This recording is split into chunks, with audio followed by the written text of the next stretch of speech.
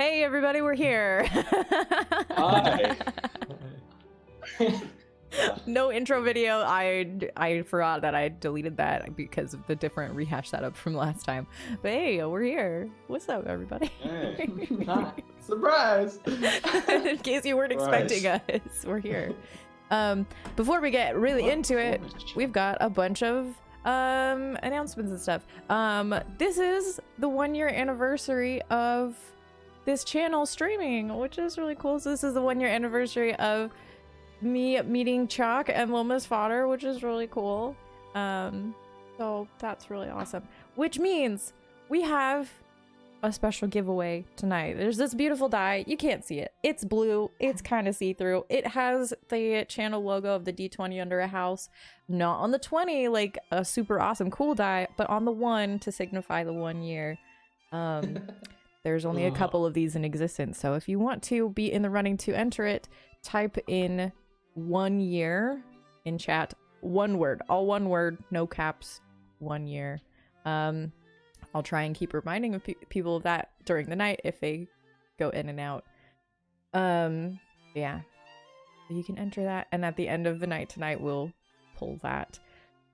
Because this is also the last stay-at-home DM stream, on this channel at least, possibly ever. I don't know what I'm doing.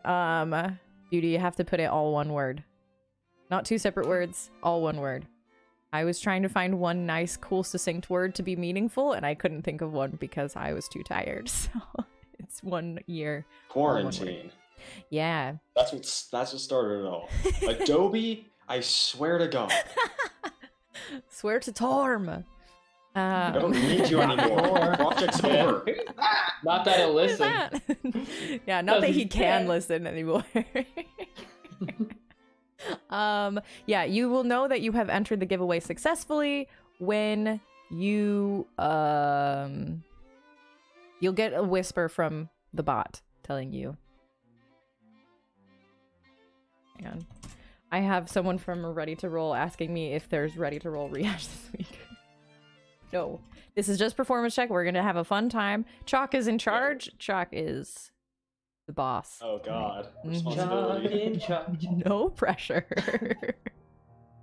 No pressure. But yeah, from now on, after this stream is done, this channel will become Homebrew Hall, and it will be what's the word? Combined channel. Hall. Yeah, it's gonna be fun. We're gonna have a whole bunch of new stuff showing up. Ready to Roll is gonna move from Patrick's channel to here.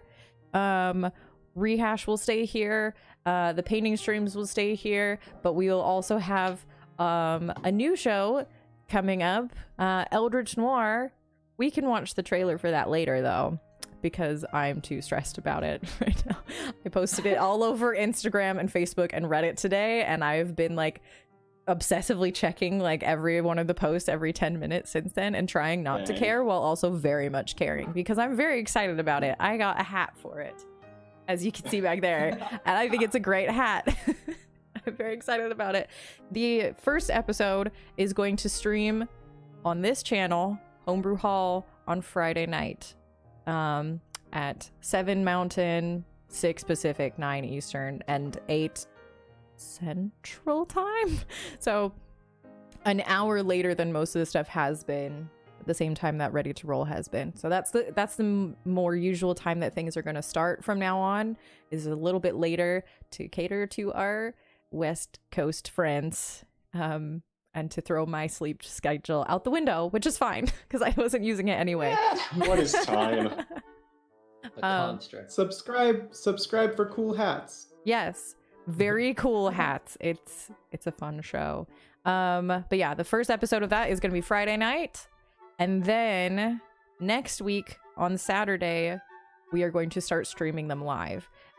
We pre-recorded this one last week because we weren't sure if it was going to actually work out, and because of people's schedules and things, but now we've solidified it. Is going to be every other Saturday night on this channel for a few weeks is Eldritch Noir. Yeah, so that's that. I think that's it, right? Nick, am I forgetting things because my brain is broken?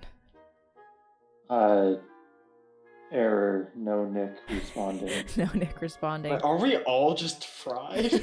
And don't forget, if you just joined the chat, you can enter the words 1 year, 1 word, no capitals for a chance to win our custom dice. Mm-hmm. With the hashtag in front. Oh, Is that- please No, don't. no hashtag. hashtag. No I guess hashtag. Yes, are all You'll of know our- you've been properly entered because you'll get a notification saying you have been properly entered. Thank you. Yes. Thank you so much, hashtag one year on Alexa. Twitter. And I need to stop talking. Yes. Hashtag. I suppose, I guess without further ado, let's hop into our 1 year anniversary and final episode of Rehash the Rolls. At least the performance no- check half. The performance, there's no intro. Why did I make that like I threw it out the anyway? window. It's gone. We could watch the noir trailer, but that would be a little bit jarring. But dude, my eyes. Well, I guess let's start off easy. I guess. What was your favorite memory from this campaign? This is for everyone. There's so many to sift through. It's gonna take a while. Yeah, so I'll start Yeah. us off. I love the Bone Zone. I love everything that really happened in the Bone Zone. I feel like it kind of kicked our campaign off, you know? Like it had already started, but the Bone Zone is when like, you know, Store specifically let the bad guy go away. Thorak had his first kind of meeting with Torm where it was not what he thought it would be. You know, and like everyone was just kind of getting to know each other a little better. We named it the Bone Zone, which is hilarious. There are probably other moments, but I'll always remember the Bone Zone. That was the initial corruption of Thorak too. That's when the problems all started. Mm-hmm. That was great before that. Well, great. I can go next. I really liked the Storm's Bulwark. The Gale's where Bulwark. we found Andrada. Gale's Bulwark. Ooh, that was a cool that was. I don't know why I found it really stressful trying to like figure out the puzzle before the other parties got it, and I'm like, Store's an idiot. This is gonna be hard. I don't even But know. yeah, it was was there just even much really of a fun. puzzle? It was just kind of like go explore as fast as you can. There wasn't like a door with a puzzle. I think there was you had to pull on That was the puzzle. on Cord's arm or something. Yeah. Yeah. Pull Cord's finger. Let's go next. Yeah, I guess I'm gonna cheat, but for like hilarity's sake, I must mention Spider Horse Denono. That was rad. But my actual favorite moments I think were like the more I guess it would be right at the end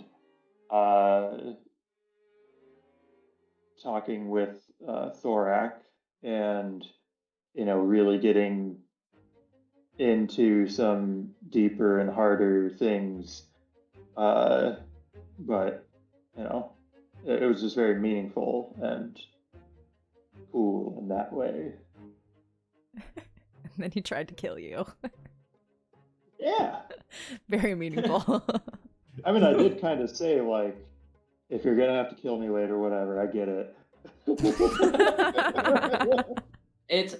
I couldn't vocalize it either, but that also like Thorak's inner struggle went from like, all right, I gotta kill him and not kill him to more of like just right there. He's like, oh Ooh. shit, can I get Dodono out of this at least? Like he was thinking, there wasn't really a way to RP that as well, at least in my knowledge.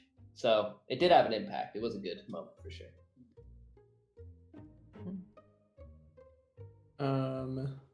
I think the final episode was really fun for me, honestly, and some of the role play leading into that. I obviously didn't play too many episodes, but like going into that was real fun.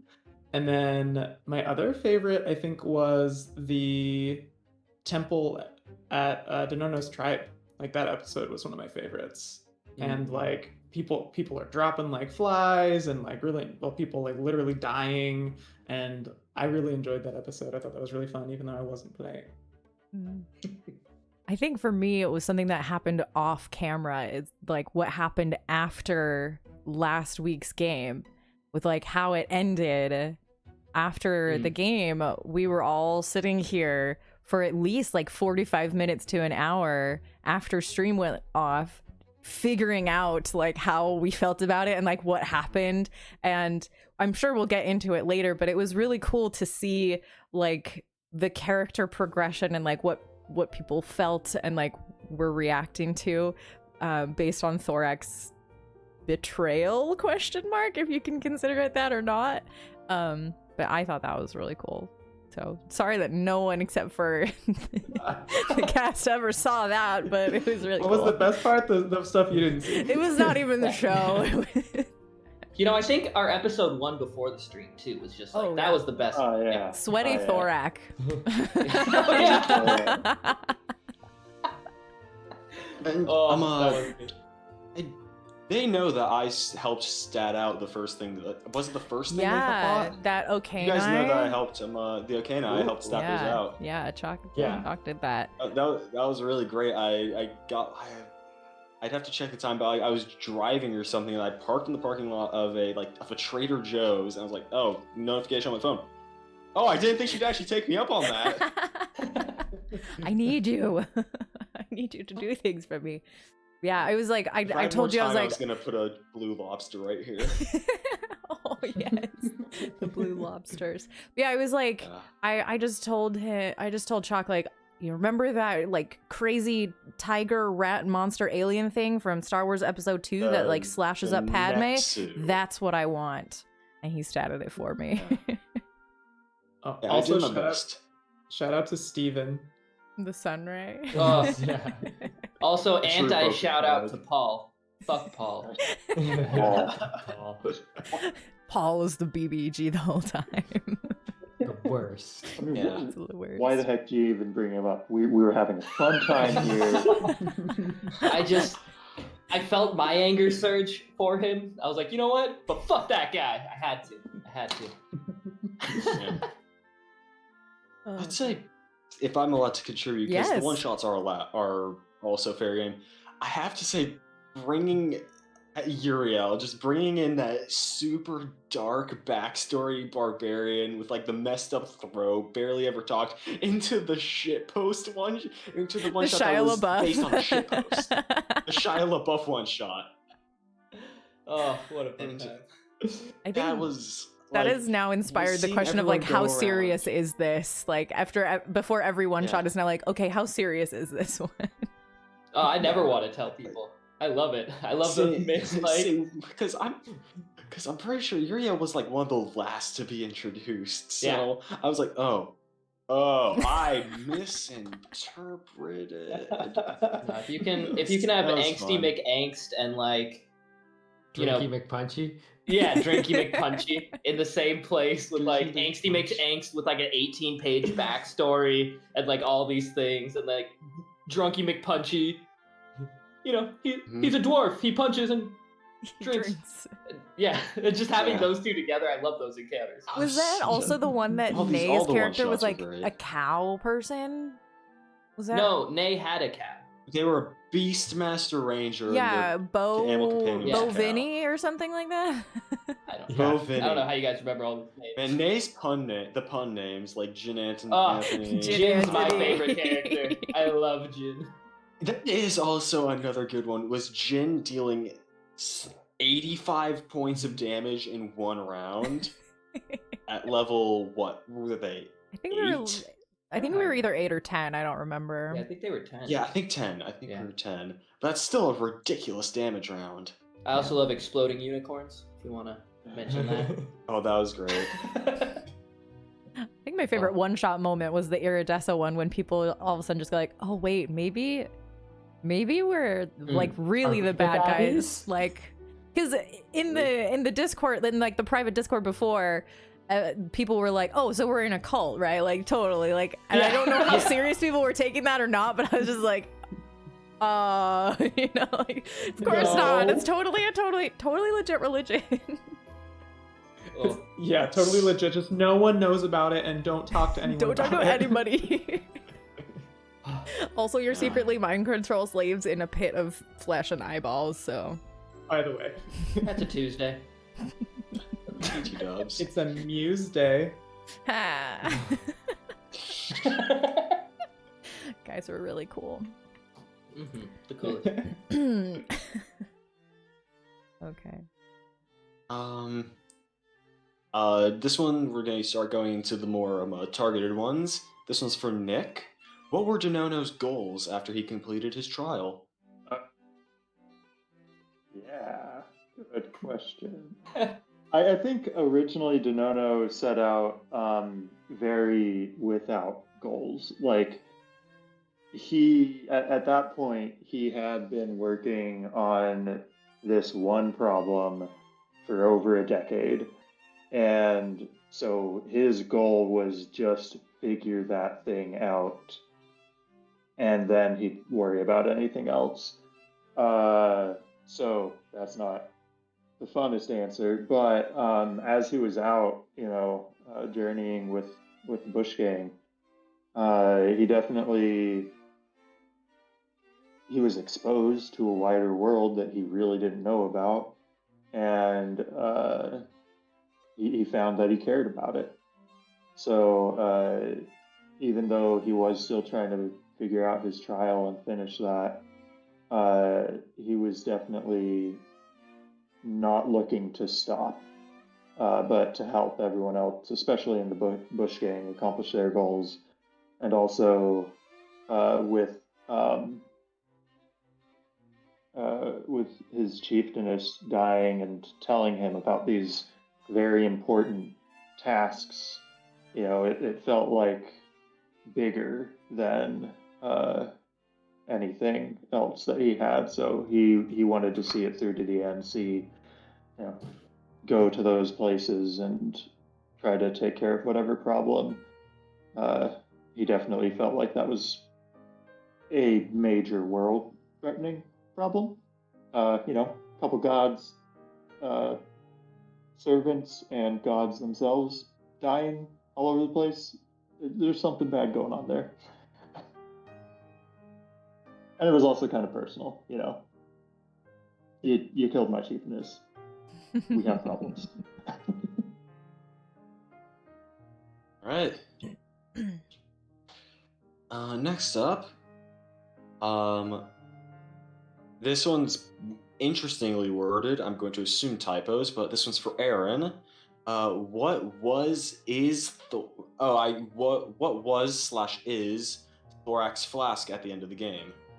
Oh, That makes sense? yeah, Thorax Flask. I'll answer two questions because I think it might be one of the other. The first question, Thorax Flask itself is just a horn. I hadn't decided what the horn was of. Probably like a minotaur or something cool. But yeah, it was just a big old horn. It's on my D20 that's in the other room because I packed it for a thing. But yeah, so that's what it was. What was in it was roofie juice. Back a while ago when we were in Ozamor, we had done a mission to stop a serial predator. I don't know, the awful person. And when we did, we found his roofie juice. The plan I had for that roofie juice was I was going to get Store out of that last fight that we had. Spoilers, Chalk, but Thorak tried to kill everyone. But for that last fight, his original thought was, I'm going to congratulate Store and get him to drink 3 doses worth of roofie juice, get him out, and then maybe I can deal with the squishier people. That did not happen, but that's what it was and what was in it.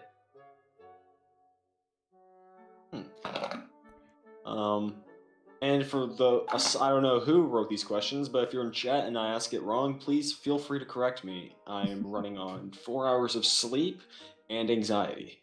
Oh no. Oh no. Relatable. Yes.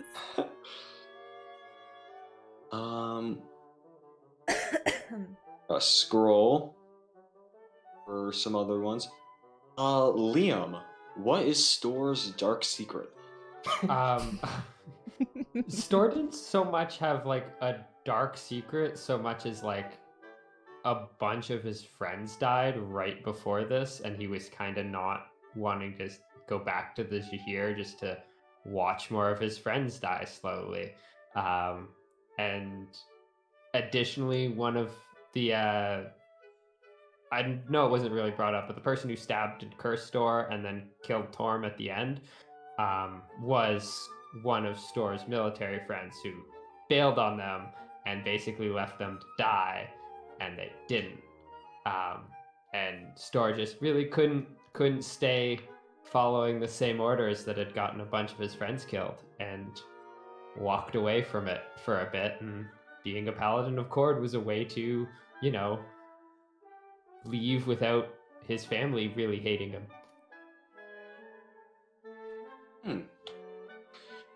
Here's one for Spencer. You joined the main game later than the rest of the cast, and starting with a temporary character and then jumping in later with the captain. What was it like joining the game after so much had already occurred? Hengata almost ended up feeling like training wheels a little bit. Like I had like watched all the episodes, and making a guest character also feels so different because I knew that I didn't have to entirely mesh with the group, but it was also really great to kind of get to play with everyone and feel everyone out and how I interacted with them. So then when I made the captain, spoilers, Merlot, semi spoilers, I felt more prepared to be able to create a character that would like fit in with everyone's personality better. So I felt pretty confident like working with Lydia, going and making Merlot, and yeah, it was a lot of fun, like getting to feel out those dynamics. I wish we had gotten to more of Merlot's stuff, because he definitely had some interesting backstory stuff that would have shown up. But I also had like some pretty intense plans for what would have happened to him and everything. I'm kind of sad. He's a complicated little lizard. Only little for now. Yeah. That reminds me of just the incident. When Merlot was introduced, you were saying, like, describing and you said, like, oh, fancy rapier Chalk will tell you, or something like that along those lines. Or Chalk will put it in chat. The amount of serotonin that gave me, just, It's like the hand guard thing. Chalk, help! Please. basket hilt. It's called a basket hilt. I really Thank love you. that Thanks, you really delivered too. You gave us like diagrams and definitions. It was like, it's oh, cool. you want sword flavor? Here's 5 well-sourced diagrams of historical European swords. Here's historical Eastern swords. Here's some axes, some pole arms. And I was in Tahoe on my shitty laptop at the time. It took a good like 5 minutes to get each of those diagrams into Discord. I knew you would deliver. Thank you, Chuck. You're welcome. It's one of the few things I'm good at. I disagree. Let's see. I think there's 1 or 2 there for a couple players. We're gonna get into the Lydia stuff after I cover most of the player things. For this one's for Aaron, Liam, and Nick. What was your end goal for the character? Do you think that you wrapped them up nicely? I think Nick already kind of touched. I mean, yeah, I'd say I don't feel like it was wrapped up nicely. There are so many questions that I have, like the whole. So I ended up switching over to the new Tasha's subclass of what is a circle of stars, technically, but we reskinned it as circle of runes. That had nothing to do with what was actually happening with those tablets and stuff. I thought it was nice flavor for me. I thought it would mesh better with my playstyle and all that. But I know that Lydia had plans, and that those runes were there for something else and not related to my subclass. So I have no idea. I have no idea what that is. And I really wish that I could have known more about that. That being said, I feel like in terms of character progression, Denono aged in a way that he wasn't able to just, in his isolated village. And being able to recognize, he was never like carefree and irresponsible, but he definitely felt the weight of responsibility being being on those journeys. And so I feel like character development wise, uh, it was a good place to stop. Obviously, there's always more, but yeah. Yeah. I've also just been notified in chat that Spencer was meant to be included in that question as well.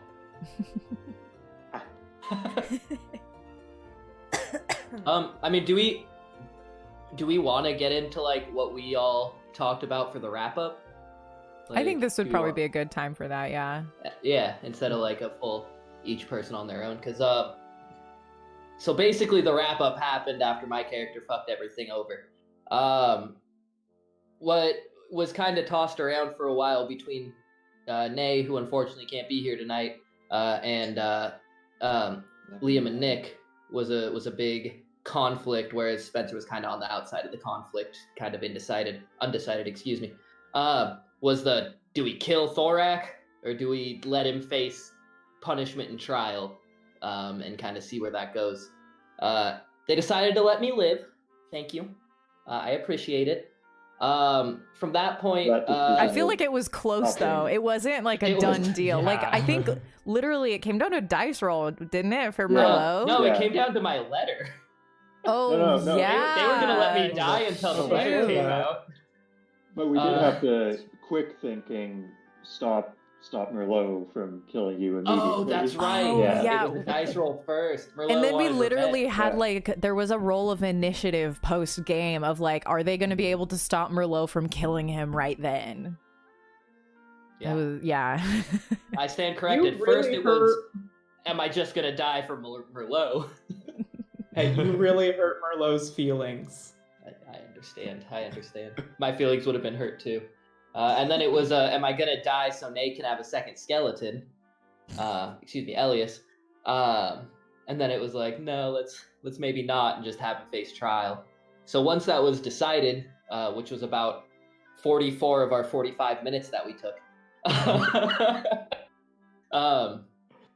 it went to kind of all of our after plans. So mine was basically, excuse me, once Thorak realized that his god was dead, pretty weird realization, but he decided he needed repentance for the bad things he did in the name of his god. You can't claim a god told you if the god's dead. So he traveled with Storr to try to find forgiveness and possibly a path with Cord. And that was kind of his path. And then you'd have Kinslayer to kind of keep you on track. Yeah. Yeah. What about Yeah, you guys' and- path? Well, yeah, I guess since I already talked about some, I'll just say Denono was very interested in helping Thorak on that path.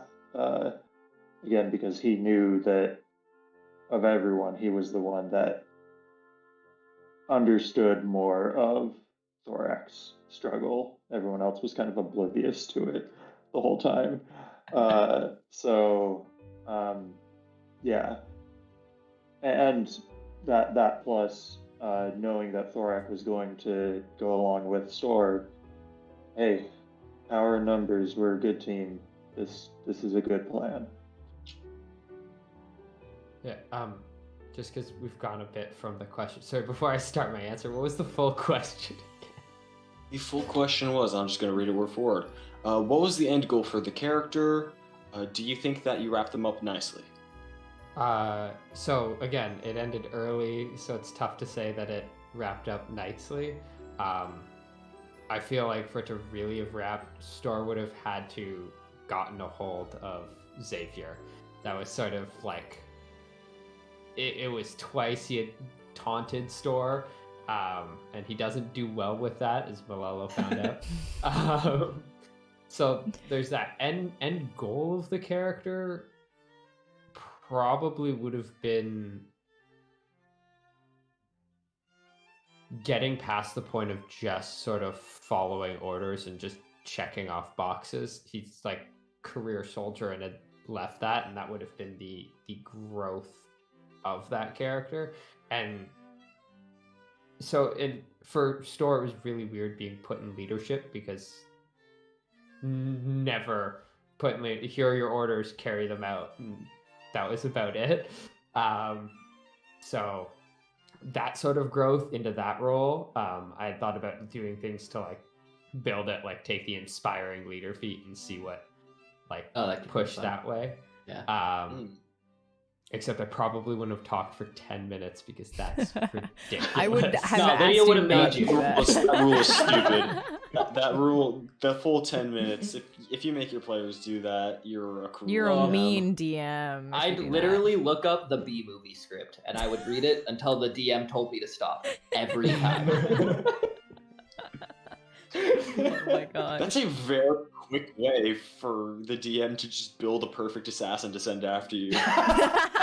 That had already happened to Store, so it's kind of too Yeah. late. Oh man. Just assassin, some rogue levels, legendary actions, get his ass. According to the laws of physics, bees are not Although technically Xavier was not the Laws of perfect aviation. assassin yet. He was. Yeah. Yeah, that's yeah, we later. had That's different. two other people in the big bad evil guys thing for that, right? Spencer, what about you? Oh, sorry if you didn't finish. Yeah, I was just gonna add on with like after this, continuing with the party, and it would have been interesting having two paladins of Cord for Store, and especially with the weapons of Cord, there's a lot of like cordness in this. We got big cord energy. Yeah. So I'm yeah. Anyway. Yeah, it would have been a lot of Cord, because you also have two talking mounts. Not that Oh, Maury that's- was. Maury was. yeah, I wonder what would have Maury happened. have changed? Yeah. No, I wonder what Maury would've was happened. very much like created from a spider in the Underdark. He would have been like absorbed and become a like ambassador mount of Cord, and that would have probably been really traumatic for the poor guy, because he's like, I was a spider, I was fine, and now what has happened to me? Like, I think that's so funny though, like a creepy relic of the past in that spider. Just like anytime he summons it, he's like, oh god, I'm like a noble level 18 paladin now. Here's my spider. Get your fucking dog! It don't bite. Or He he's got like, Tito. "Oh, chill now." Jesus, Maury. The thing is, like, he wasn't like it's not like Vigris, where he was like from the fields of, you know, Yeah. wherever, and like super H. He was literally just like a spider that was around. And he Well, was like this could have given been- the ability to do more. This could have been Vigris like 1,000 years ago when he first got turned from a horse into a cool, like, maybe Vigris would have seen him as like I remember back in the day when I was first. No, Vigris was never an ordinary horse. He was born Okay. a majestic celestial horse in the interplanar fields of Cord. He's always been special. Boost into the astral sea. No, it's like I'm beautiful. it's like the creation of Pegasus from the Hercules movie, where it's like clouds, poof, and he's just there. Oh man. You don't. You got to remember too that as you level up, you're gonna hit a point where, you know, Maury's getting stronger. Yeah, And- Maury's gonna. Yeah. When Vigris turns into a Pegasus, Maury's gonna turn into some shit that's crazy. It would have been like Spider. Hagrid and Aragog, where like after a while everyone gets really concerned, like that spider is a problem though, like right? Like, We all no. agree on this. He's nice. His kids he can't quite control, but Maury's nice. And then you have some random teenager come to his funeral, and there's like, this is a problem. That's my favorite quote from all the Harry Potter movies. It's not just so even real everyone knows. words. I like to cried think laughing. Stephen would have come to his funeral. Steven probably would have, yeah. Yeah, absolutely. All right, What's next? I'm gonna go now. Yes. So it's kind of tricky because I mean, I was getting close to like, what are Merlot's goals? So I'll probably give like a little bit of character backstory super quick so it makes sense. Go Merlot ahead. was born and raised on a pirate ship, hatched from his egg on a pirate ship, and was basically like a mascot. They told him that he was a dragonborn, not a kobold, which all of the pirates thought was pretty hilarious, and then really traumatic for Merlot when he stopped growing. And then he basically was gaslit and abused for his whole life until he blew up the ship. So that was kind of where he entered the campaign, was having blown up his ship and everyone that he had been raised kind of as his family, but then found out that they were all kind of terrible. So the brief time spent with the Bush Gang was kind of like the most kindness he'd ever experienced, weirdly, despite everything being insane. But Merlot wanted to go to Bamoa to meet other kobolds and also maybe meet some dragons, but really was looking for like a new crew essentially, and that's kind of what Merlot was seeing Bush Gang as. So despite trying to kill Thorak in a pained betrayal frenzy, coming down to a dice roll, Merlot felt the closest with Thorak prior to that, and then there was a really great letter that Thorak wrote that was super sweet, so Merlot actually wanted to continue traveling with Thorak, and therefore also Denono and Stork. So yeah, with the hopes of getting to Bamoa someday. Yeah, it's really funny. Like, just despite the fact that he betrayed all of us, Thorak was the glue that kept the party together. Well, and that's the thing, is not all of the party. Nay told us Yeah. that Elias quit. Elias went back home and went back to the apothecary shop that his parents ran. He might have died, right? Yeah. So, yeah, the whole thing about that is his teacher, Yobi, was in Confaldir. Backstory.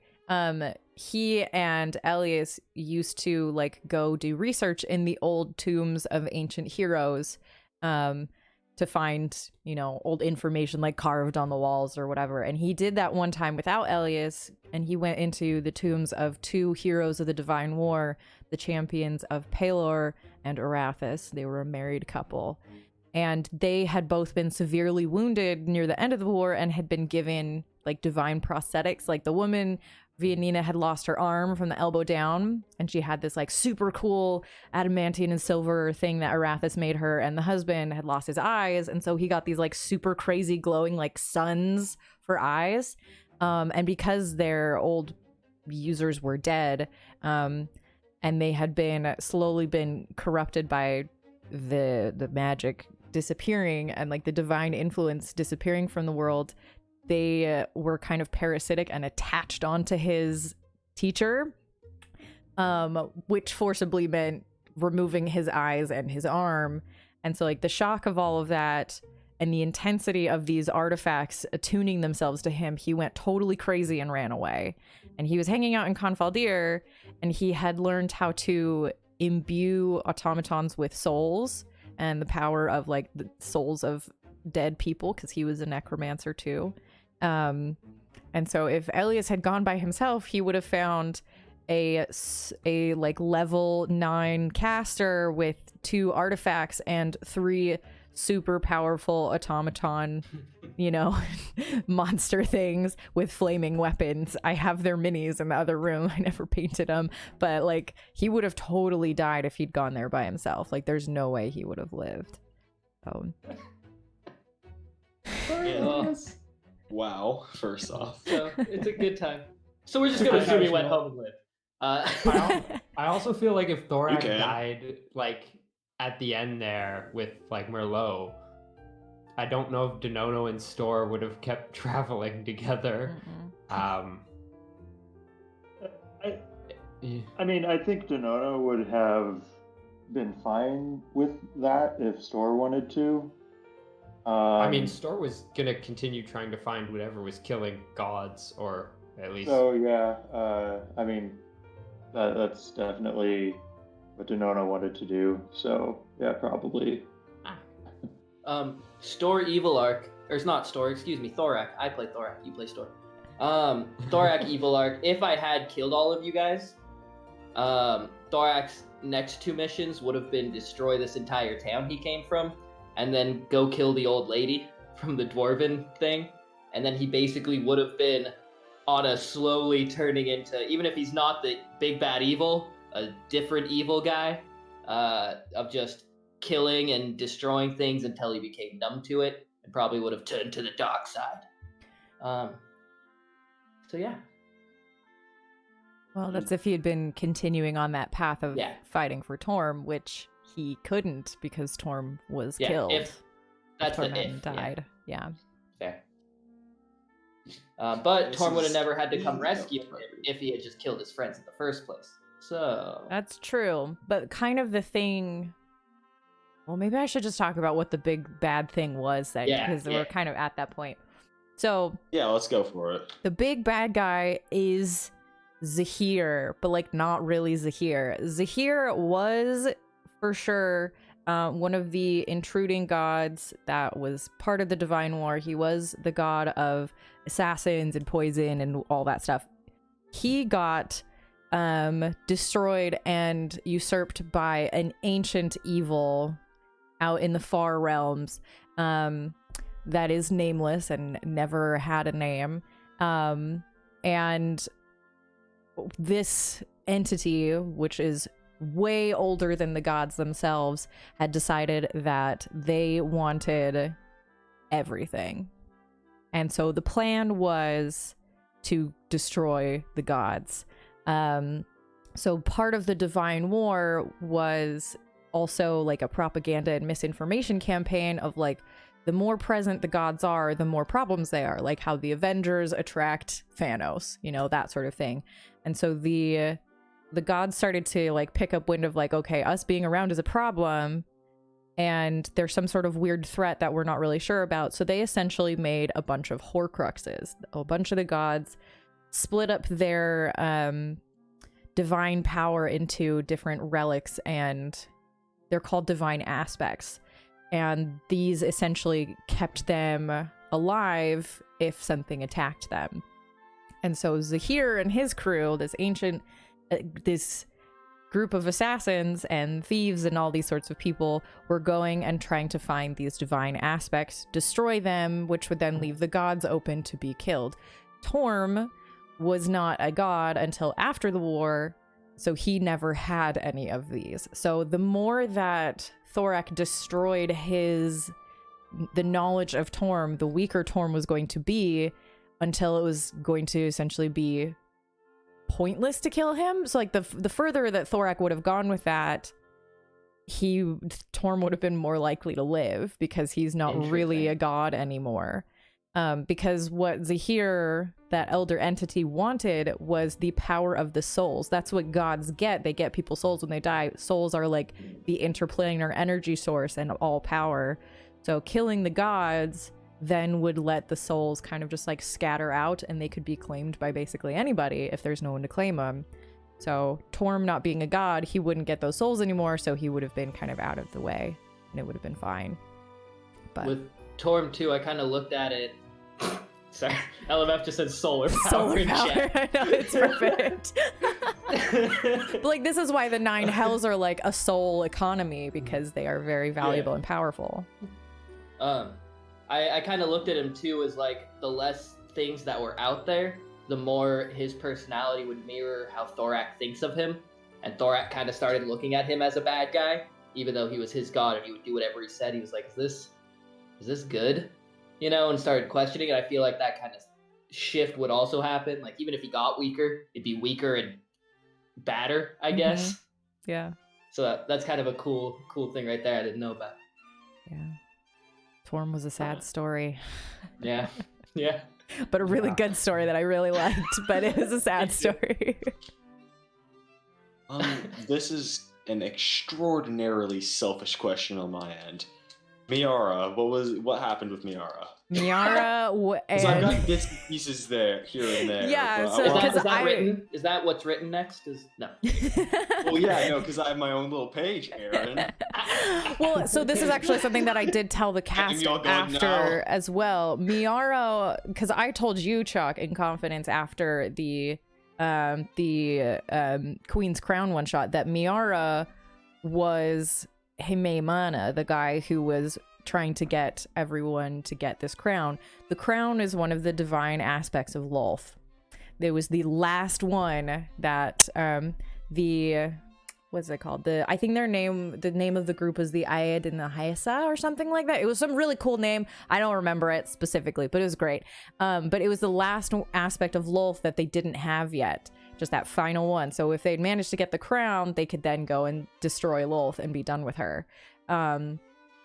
And so Monoloke and Miara, post Rhyme Breach, teamed up. Monoloke had a previous connection with Zahir, and they kind of got scooped up and sucked into that and brought along for the ride. So Miara he's like buddies with Xavier and everything. Like he would have legitimate, like when I asked you, like, what does he look like? I was like, it's because it's relevant. He's going to show up later and it's going to be a thing. Oh man. Yeah. So I thought when you Correct sent me. that whole thing in Discord of like, this is what happened to Miara after, and like he felt this way, I was like, nope, he's a bad guy. That's it. Too bad. He's That was evil. my thought process. That was my thought process of how I would run. Miara, I made it very clear. Miara was entirely in your hands, but once Rhyme Breach was over. Okay, now that leads me to another thing. You also asked about Viren. Was that a red herring, or were there plans with him as well? That was more a red herring. Okay. Sorry, I just because I love the idea of just like they're like trying to fix this whole thing, and then they just stumble upon this random ASMR. You're just like, oh, sup? Is that? Well, Viren had honestly, gone to the yeah. Nine Hells, right?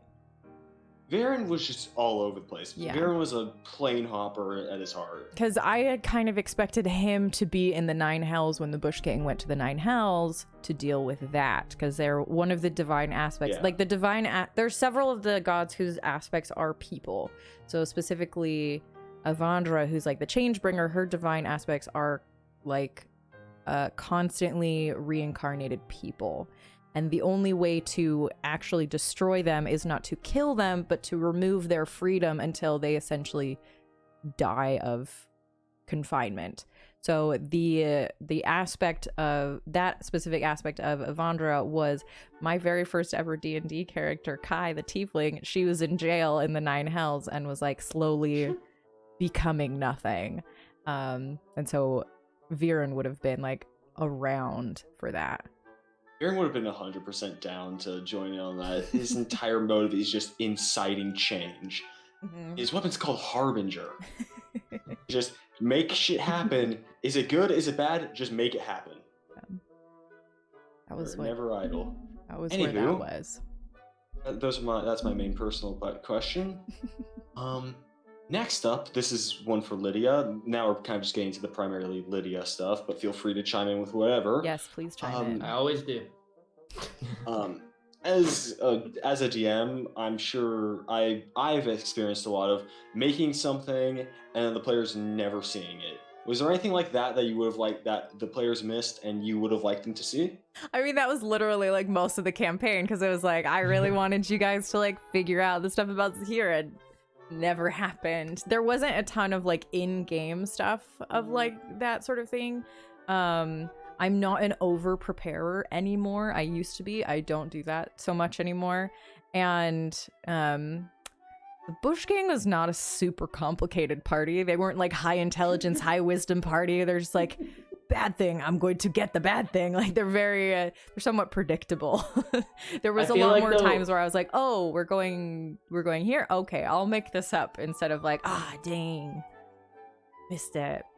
I feel like we missed a lot of small things too, just because we all had, or at least our characters had a sense of urgency about everything.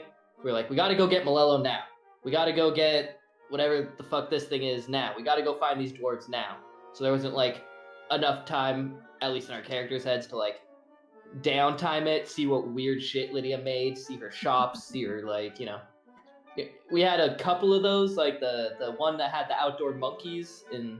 Yeah, right in the Ozamor, that was beginning. cool. Yeah, the very first session. But then after that, we were like, oh, we gotta go. We gotta go now. And it just kind of like buzzed through some of it. So I also wish we had seen more of that, because I also had like role play ideas and other stuff that had to do with it that we just never got to see. Yeah, the world's too scary. Darn. Too scary. So scary. Yeah, I think particularly one of the like character stories that I'm sad about is Denono's, because the universe, the multiverse, was kind of in general aware of what was going on, of like the connection that the souls had to the gods was slowly weakening, and nature runs its course. Nature kind of self-corrects if it can. So essentially what was happening is Denono was kind of becoming like Raven Queen 2.0 of like the souls that didn't have a place to go. A lot of them scattered into the elemental planes, and they didn't have anywhere to go after that. And the elemental planes were kind of becoming this less predictable, even more so than they are usually, sort of place. So essentially what would have happened had he been able to get through all 5 of the things was that he would gain the ability to like soul bend basically, like energy bending in Avatar, of like being able to send them where they needed to go, to somewhere else besides the elemental planes, to kind of stabilize those realms and that sort of a thing. And I was really excited because since you let Marguerite look at the tiles, the 5th one was kind of like your true name on a tile, and it was like you were the last thing that needed to be unlocked. So in doing so, she learned Denono's true name and gained an incredible amount of power over him. So I was really excited for like that showdown to go down, of like your soul is now owned by a hag coven. So congrats, good job, good luck with that. I was very excited for that to happen, but it did not. Would Nae's hag have been, would the leader of the Feywild have been the owner of Nick's soul? No, Sorry, Marguerite Denono's is soul. separate from her. Okay, Yeah. cool. Also, I have 3 comments about that. 2, it's funny because Nae also told us that one of the long-term goals, should, you know, the split not have happened at the end there, was that Elias wanted to become a god. And so it's funny that Denono was kind of on that path, and Elias is like, yeah, I want to be a god. I'm going to be a god. But like Denono's like, you know, born into it Really already. oblivious to it, but Yeah. And it wasn't like godhood. godhood. I would say it's more like Vax and Critical Role campaign 1, of like he is, he is the escort of the souls to where they need to be, but he doesn't necessarily like answer prayers and whatnot. I mean, that could Vax totally is the soul's happen. escort, eh? I'm in. Yeah. I mean, with those abs. For real though. Oh my You can god. take my soul wherever you want. It's just, yeah, how we roll. I had not the slightest inkling of anything close to that being a possibility. Yeah. Oops. Oh man. Would we have seen remnants of Castian's backstory in anything? Only if you had gone to where he was from. Most of the stuff that had to do with him was very personal and sort of low level things. He had like a daughter that he essentially like had to sell off to pay his incredible debts. And he wanted her back. And the guy who had her was like the crime boss of a city like way on the other side of the kingdom. Don't think you had any plans to go there at all. Cool. So it's unlikely that it would have happened. Though his dad is now technically like Elias's great-great-grandpa or something. I forgot about that conversation. Yeah. Yeah. Because his dad, Liu, slept around a bunch and was the person who got cursed into being a were-tiger, and is Yeltsov's dad, who is his were-tiger daddy. So...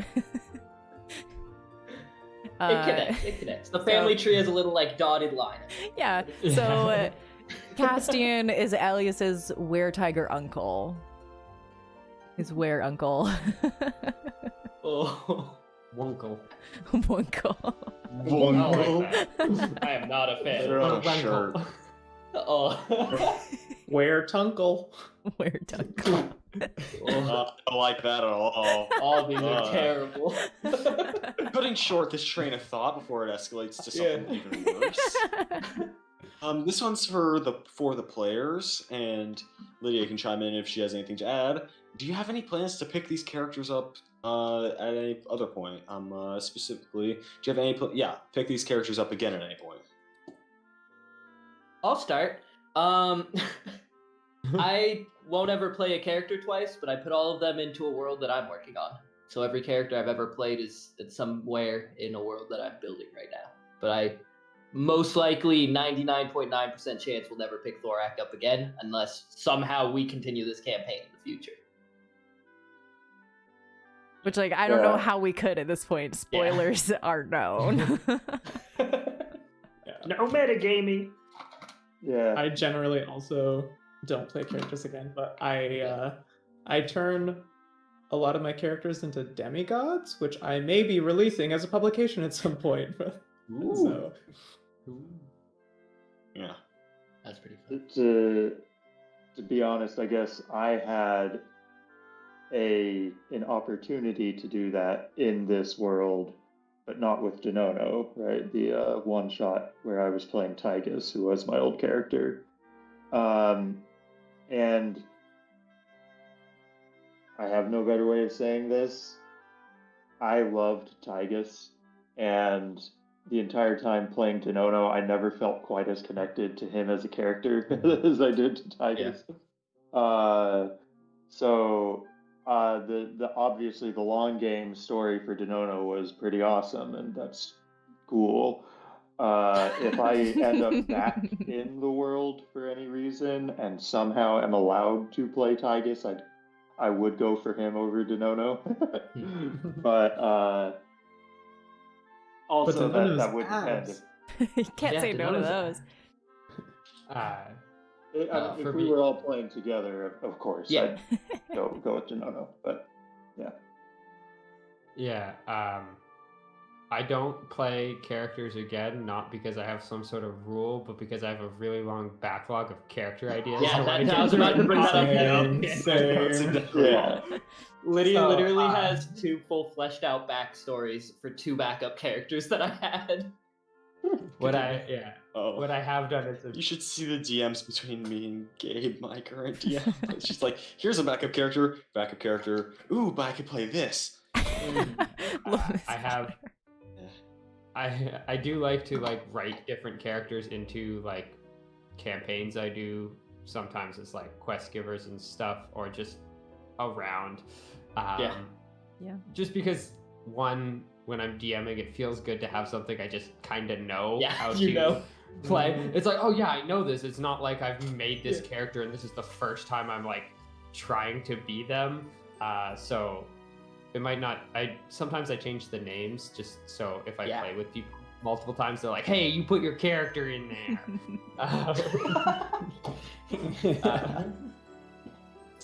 I mean, I've already said, like, I did the same thing. Like, the divine aspect of Evandra down in the Hells was my first D&D character. Keldra is a character that I played, like, once or twice. Like, I totally do that as well.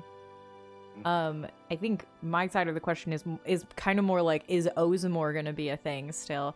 I still haven't decided, and I don't know, because at this point, if there was another party that started up, it would have to be like the world really sucks. Like the outside of Idrion, everything is terrible. Like the world is in shambles and awful. And if the party has to start over at level 1 and try and deal with Zahir, they're probably gonna lose.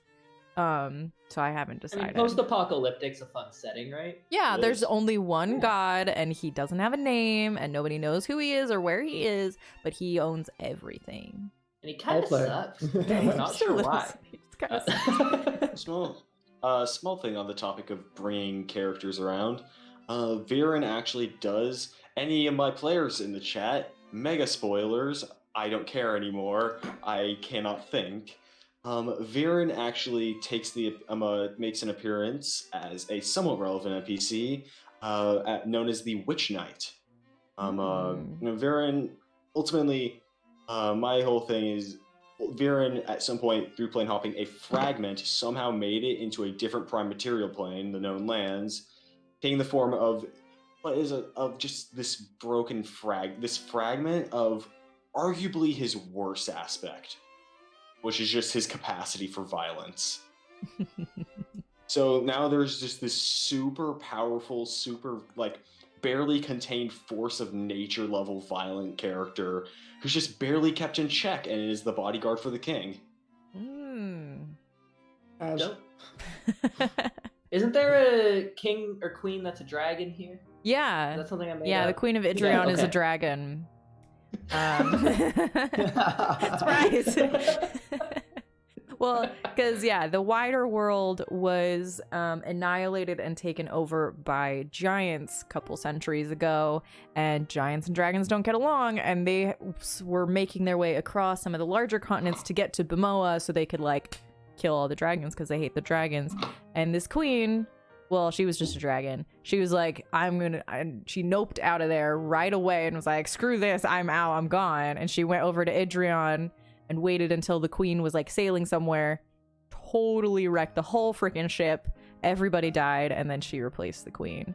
And that is why Idrion is not associated with the rest of the world. And she's just like, if anybody so much as mentions going out of this area, I will eat them. She's not about it. She's very, very not nice. It still blew my mind when you showed us the full map. And I was like, what? That's us? It's so small. Yeah. Yep. There's only a continent and a half that is still even has the semblance of being still a organized place. Everything else is the giants and their slaves, and that's about it. So that's why a party starting at level 1 in this world would have some trouble. Anywhere Who else? says they start at level 1? Says me. All 17 miniseries. Oh gosh. Yeah. They all. Never mind. What's the next question? This one's not among other things to chat. Speak now, forever hold your peace. I'm going to assume all these questions are from Little Miss Fodder. This one says, not a question. I just wanted to thank you all for sharing this with us, even though I could rarely stay awake for the whole session. I always looked forward to the games. I miss you all already. I hope the best for each of you. That's nice. I'll use your die forever. The die she gave me rolls so well. I've gotten so Yeah. many natural 20s with it. It's great. I have not, unfortunately. I think mine is drunk. It rolls consistently between 5 and 9s, That makes every sense. game. That'd make a lot Wait. of sense. Quick question. What is the highest roll that's ever occurred on performance check? With modifiers, I would Does imagine. Miara still hold the record? I have no idea because we did With the have 41. Jared make a return in the Queen's True. Crown, and he was higher levels and had expertise. So I don't actually know. We don't have a performance check stats person. I do like that Store's last strike check was a 36 or something against the arms of Hadar. Disgusting, horrifying. Oh, How?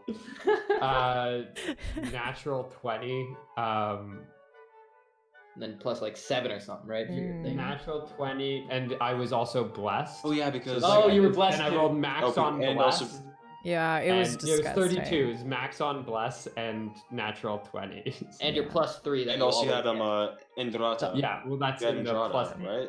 Well, it was like a saving throw.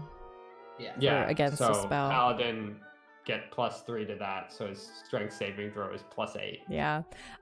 We had like something come up in Ready to Roll a couple of weeks ago, and I was like, I think it was someone made a joke about monks, because both Patrick and I are like kind of anti-monk a little bit. But I think that it has shifted which for I will me. never I forgive you am now very anti-paladin. I'm like, paladins, no. Because specifically the fight with Kivad in Confaldir, I was like, no, he was supposed to have a monologue. He had answers. He was told he knew what the divine aspects were. That's what he was showing up for. The Hammer of Moradin was a divine aspect, and he knew all about it. He didn't know about Zahir, but he could tell you what the things were. And it was just like, no, he died so fast. He didn't have any time to do anything, because freaking paladins, their divine smite against fiends is the bane of my existence. I hate it. I love paladins, but I hate them. I'm not gonna tell them on stream, but in previous like painting streams, I've talked about my party's paladin. Oh gosh, yeah, they're a lot, and I mean every class is a lot. They have their things that they're really good against. It's just unfortunate that I really love fiends. They're the best, and they're also like most things that are evil are fiends. Isn't a cleric's level 20 like an auto success divine sense or whatever it is, or divine intervention? Divine intervention. Yeah. How stupid! But it's only once a week. I mean, so. Oh the no! Oath of Conquest. My God can only enter the level earth 20. once a week, 52 times a year. Darn. And that was some quick math. Yeah, I don't know. Back to making fun of Chalk for not able to do math, even though he loves playing D&D. That's why we have calculators. But yeah, like that's why because like that's also part of why the bad guy changed.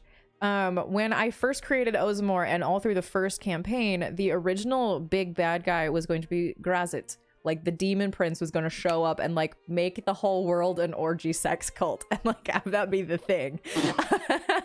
I need a new character. And so that was my original thought, because of just like the party that we had, and like kind of I guess my mind was really on like orgy sex cults or something. I don't know, which is really funny because I was such a vanilla little white chick, even more so than I am now a few years ago. But because he's a demon and we had like paladins and all this stuff, I was just like, I don't know if I like this anymore. And so within, I think it was probably while you guys were still in Uziko, but it might have been when you had left to go get Malelo. That's kind of when things changed. And I was like, all right, it's Zahir now. And he's not actually a fiend. That's why like all the divine senses were like, it's kind of fiendy, but kind of not, because he's technically an evil god, but like he's also like a weird aberration pre-existence thing. So I didn't want you to be able to smite him. I didn't want the smites to work. Still do it, but we just wouldn't get the extra. Yeah. I think it was after every session we'd comment on him and be like, "Oh man, I almost ran out of smite slots." Yeah. On the topic of smites, so Aaron, you are a Hexblade Oath of Vengeance Paladin, correct? Yep. Did you ever Pact of the Blade? I'm assuming. I don't want to assume, but Pact of the Blade. Yes. I think so. Yeah. You summoned your hammer, I think. Yeah. Did you ever take Eldritch Smite? Nope. Did you ever consider it? Nope. I stayed away from Eldritch Blast and Eldritch Smite. Eldritch Blast just because I've played one other Warlock before, and that was like, it's all I wanted to do. It's all I ever did. Just Eldritch Blast everything. And so I specifically did not want that if I was going to multi-class into Warlock. And then with Eldritch Smite, I may have taken it later. I was going to go level 5 Warlock and then level 15 Paladin if we got there. And so I would have taken it possibly later, but I needed thematically for it to work. So I needed, not Thorak. Who do I worship? Torm. I needed Torm to be there mentally before I felt justified taking it. So, which would have been like kind of perfect had the campaign continued and you went for Cord, then you wouldn't know, and like he wouldn't do Warlock stuff with you. It would have continued down Paladin. and changed Yeah. very Would drastically. the warlock levels have gone dead and then get transferred into paladin or remained? I think what would have happened, and I think we talked about this after, is that Marguerite probably would have been like, so I heard you need a patron, huh? Like, Yeah. there would have been someone else who would have come into the picture. Yeah. Like, Torm no longer can fuel that, but someone else would have. Yeah, I thought my way with that too, because we never concretely said anything. We were like, this could probably be, was either that or Warlock just can't get any better. Like, it's just stays where it is, and then Right. like he can take from it, but he can't improve it at all. He has to improve Paladin because he's trying to be good. Mhm. So that was kind of one of those two ways. He probably would have kept all his powers, but we would have made him work for it. That's interesting. Thinking about it now, though, with what is now known about Marguerite, if she had become the patron, she would have probably also died later, too. Yeah. I also, Thorak would not have made her his. He had that one wish thing or whatever. He would eventually maybe use it, but he planned to just keep that as like a get out of jail free card. Which maybe I could have used on my friends, but nah, it wasn't enough. It wasn't enough. He needed much worse than that. This one here is for Lydia. Who is the shadowy figure? Xavier. So technically, the first time it was Xavier and another guy. Xavier is new into the Aed and the Hayasat. Like, he wasn't a Zahir dude while he was in the Zhahir. When he abandoned everybody and left, was like a very dark time for him because he felt very justified, but at the same time he's like, wow, that was really intense and kind of a big deal and bad. And he got found, like, because he like reached out to try and find meaning, and he got found and brought in by Zahir. So he was actually like kind of on a training mission almost, or they're like, all right, we're gonna go take care of one of these aspects, let's go do it. And that's why I don't think he was actually necessarily the one who hit Store. I don't remember, but it was like him and an older guy in the group that were there to get Indrata. And that's why there was kind of like surprise from Xavier when he realized that it was Store, because he didn't know that it was Store until he showed up. And I was like, oh shoot, you're back. So this group, Also, Zahir was never going to Yeah. not be confusing. There That was- was always, okay, this yeah. is way too close. There was a full week This is in the- between where I was messaging with Lydia, and then also I messaged I think LMF because she was like, "Uh-oh, what's gonna happen here?" I was like, "I don't know," and I was like, "Oh God!" So the sword's into Zahir, but Zahir's the one. What's happening? No, two different things. I was like, Two "Oh, different things. Oh, ZHA instead of ZE. Vax, Veth, Ves, Vesh, Veth. So the list goes on. There's a Tumblr post about it. oh man." Yeah. And so the group, which was a name that I cannot pronounce, and I'm not even going to attempt. Bush gang. So that was like a Bush no, the enemies. Let me pull out the specific actual name. 'Cause I Yeah, do let me have get it it. up. But this group of enemies is kind of like a myriad of relatively more powerful or more capable individuals. And would the Bush King have had to kind of progressively take them out one at a time? No, because of the nature of Zahir being like a god of shadows and kind of secrecy a little bit, it would be nearly impossible to find all of the individual members of the group. You're gonna have to eventually like go for Zahir because, you know, he's a very Cut the head off the snake. Yeah, he literally like he's a very Yeah. patient sort of dude. Even if you kill all his people, he's just like, cool, I'll wait a few hundred years till you're all dead and I'll try again and I'll win. So you'd have to go after him and destroy him. There's no other way about it. Yeah. I have a question for Spencer. Spencer, so the Bush Gang, we had all named ourselves. We had Thorak, which was the Bush Lord, Store at Bush General, Denono was Bush Animal. This happened one time during one session for like 5 minutes. Where was And I? Elias was Bush Jester. So what would your bush be? Bush Captain, obviously. Ooh. Bush Captain. Or like Commodore, like a really fancy sailing name. Maybe like Bush Quartermaster. Get some of the like pirate vibes in there. Bush Squire. Bush Poop Deck Scrubber. This is I'm Sorry, dropping the Wilbur. name of the group into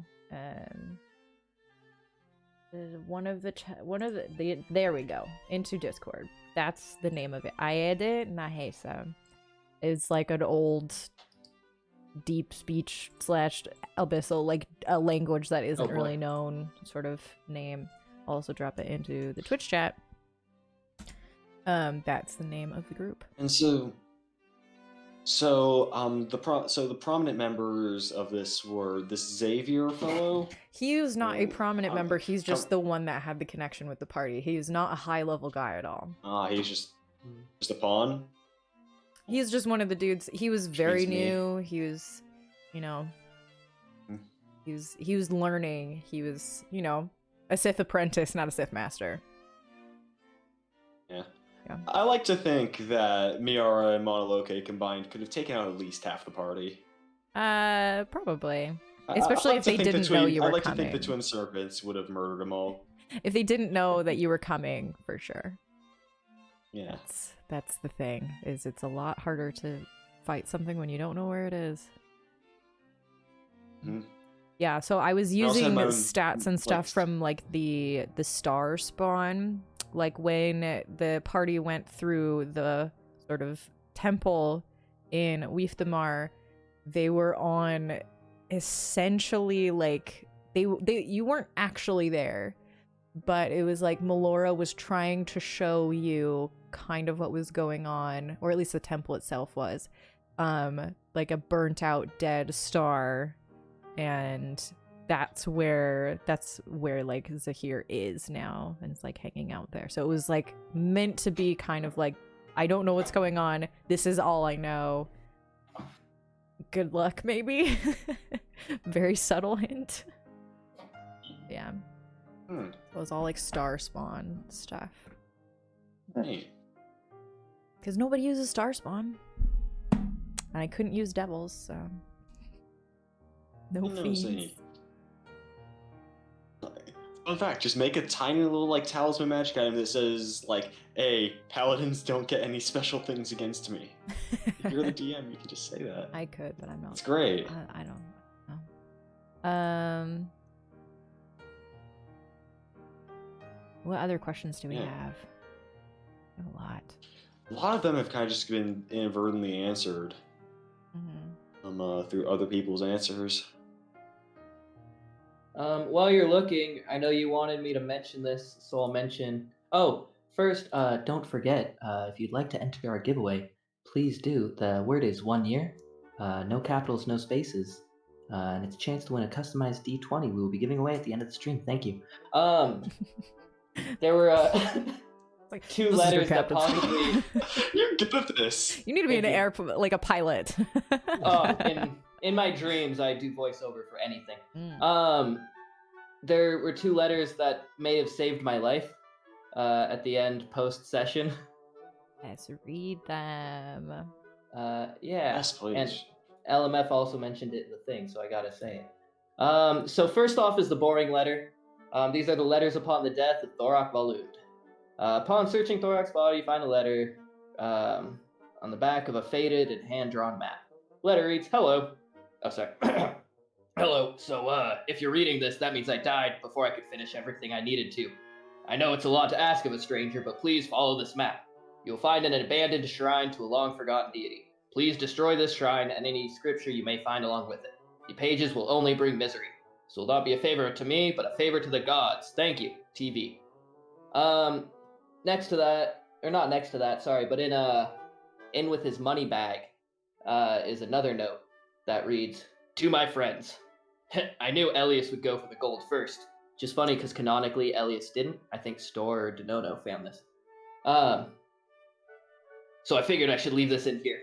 If you're reading this, I suppose that means Store outlasted me in battle.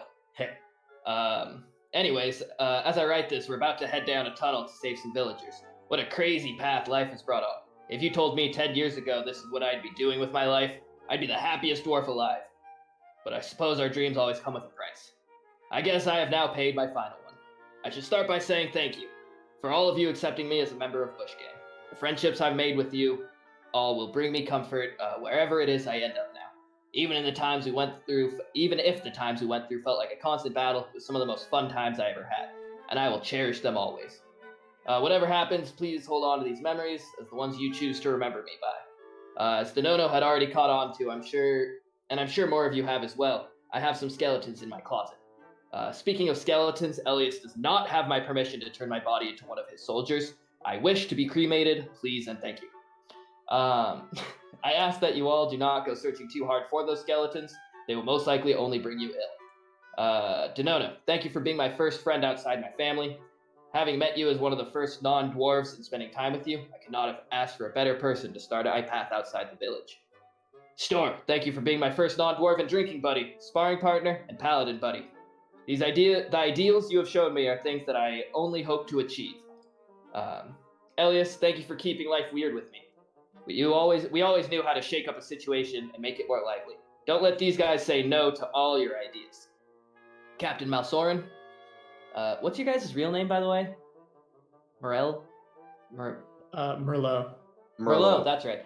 I never remember. I put it out of my head. Captain Malsorin, we have not known each other long, but in the time I have known you, you flew down from the sky. You were quick to the call to action. We have not known each other long, but I feel as though you already are part of our group and 100% have our back. And you eat wood.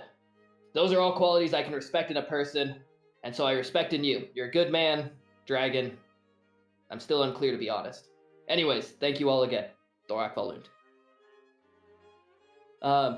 Yeah, so they found these as they were deciding whether or not to kill me. And it might be one of the reasons I'm not dead.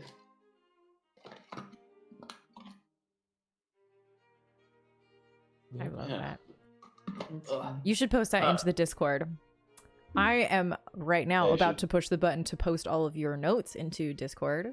Because Oh boy. there are so many of them. Oh my goodness. Yeah, I think it was 15 or 16 pages on Google Docs. Yeah, So just like huge. looking through here, and they're really great. I I'm also so bad at love taking like notes. fantasy names are really hard because there's some of these that I it took me a second. I'm just like, who is this? Oh. There was one like you have Malello spelled Melelem for a while. Melalem. Yeah, I do. Melelem. I love it. Oh my I- goodness. Mayana seal dress. What? Who is that? I have no idea. It's my Anna seal dress. Oh my gosh, I love this. Oh, jeez. Bubsy Here's another OnlyFans. question. Yeah, I'm still confused. Bubsy. That's a reference. We said that at some point. Because there was a guy, like the guy who was able to tell you that the serial predator's letters were written by him. Like the ones that he had sent to the girls were written by him instead of When we went like to the bar. Yeah. Bubsy was Oh, the that was guy it? who was able to confirm that for you, and I don't remember why we said Bubsy OnlyFans. But Oh, gosh. Oh, and then there's Malello spelled a different way. Yep. There's gonna be a few of those. Ooh, how do I add that spoiler thing to it? Oh, there was like a button that I could. Okay. Yeah, right click, highlight the text, right click, and then you can. There's a little I with a slash, I believe. I found it. Okay. Perfect. Or you can do the two brackets. Bracket, line, whatever they're called. Thorman found it. phallic. Thorman phallic. God, what is? I need to look through some of these now. You need to watch the last episode or Yeah, two yeah, you because gotta it got watch. really I'm intense. sorry. It got really, really intense right there. Oh, yeah. Tiger boy, silly prank, halfling wizard. What? Okay, I'm assuming this is. Gobi. You can't just skim those notes. Those notes have. I feel like this He's is a now something that pirate. we should I'm put a very out big like fan of is a pirate. as a pirate. We should put them out as like on the YouTube channel like Weary Adventurer. If you attempt to watch this campaign, have these to the side. It'll be fun.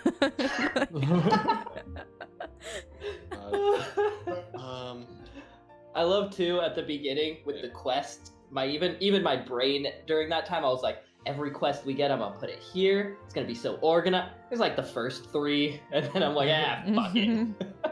Oh, the Tormisms. There's so many. Like horse, like God. Oh my gosh. I've got an ace at my hole. Where there's Break away. smoke, Oh, there's I tried. mirrors. Well, that's not the right way to say it. This is how Torm said it. The grass is only greener because it has someone who waters it. That one I like. I Okay, feel that's like a that good. one has That's meaning. good. That's No, good. yeah, that's- It Give- does. give a man fire and Oh, he'll we be could put warm on a for the shirt. night. Light a man on fire and he'll be warm for the rest of his life. That fits so well. That fits so perfect. Oh, Oh I forgot my about a gosh. lot of. Oh. Oh, whoops. Don't look at that. What? Okay. I'm so glad that Streamlabs decided to not do that. I was trying to put up something else. Ignore me. Thank you very much. Okay. I'm gonna also look through some of these questions of like things that we still need to Side talk note. about. So Captain Malsorin, the captain of the pirate ship, is named Captain Alsorin Mayani. So that was Merlot's like panic mush together of the captain's actual name. So that's where that came from, which I did not plan in advance. It just kind of happened. That was the best. Oh, And then it being Malsorin was incredible. Like the bad Yeah. soaring. Yeah. That was just like happy coincidence purely.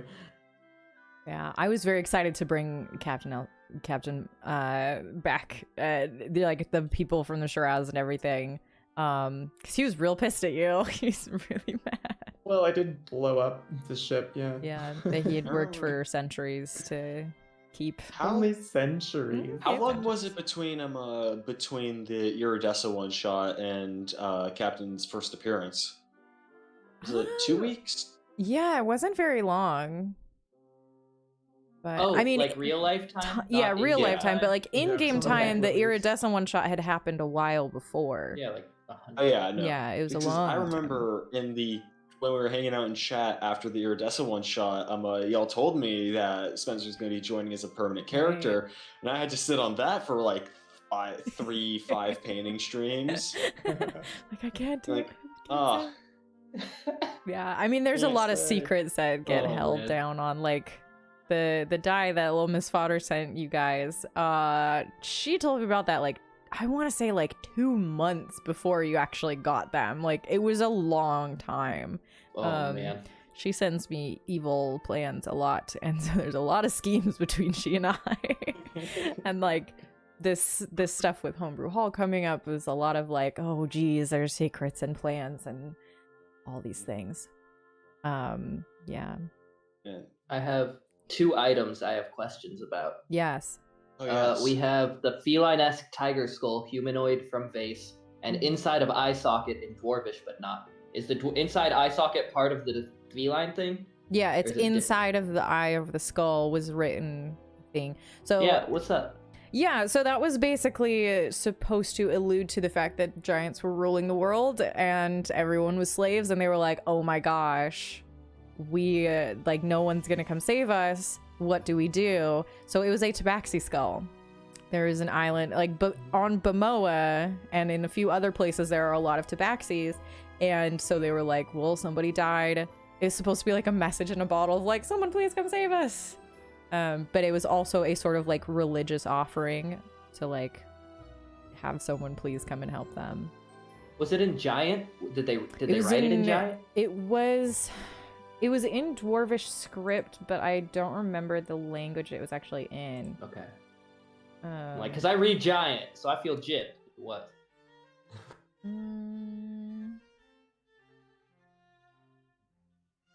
Because I have it somewhere, like in some of the notes, like what it is. Not in Southwold. I don't remember. I'll look. I'll find it. That's okay. I'll find it. It was a message in a bottle, basically. Yeah. That's yeah. That's what it was. cool. Yeah. Because there were occasionally like people coming from outside trying to find help. Like Store got a letter about this actually, where there was a tabaxi that washed up on shore where his buddies in the Zhahir were, and they killed it. They killed the tabaxi. They were like, scary cat man, and they killed him. And yeah, then like there were a couple of smart people around who were like, this seems weird. And it ended up getting to the queen, who started getting more like, all right, people are encroaching on my territory. I'm going to get a little bit more mean about it. Yeah.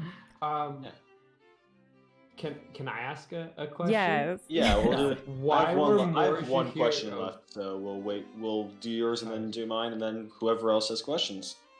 Why were more Zhahir dying than normal? So that's kind of an allusion to the fact that like the world was becoming more problematic. That as the Ayed and the Hesa were succeeding in weakening the gods, the goodness in the world was kind of going away and problems were becoming more prevalent. I think there might have been a specific reference. Was that like reference in the letter that you got? Yeah, that was in the letter from Swamp. Mm-hmm. Yeah, it was. His friends had wonderful names. They all had nicknames, and the reason I don't use Xavier is because he doesn't deserve it anymore. I'm sorry, I'm looking through the letter right now. Yeah, it doesn't. Tattoo with lightning on it. Why did it have a lightning tattoo? Trying to remember. Oh geez. Rick, I don't remember. There's so many things that I had to keep track of, and apparently I didn't. Yeah. Let me look back.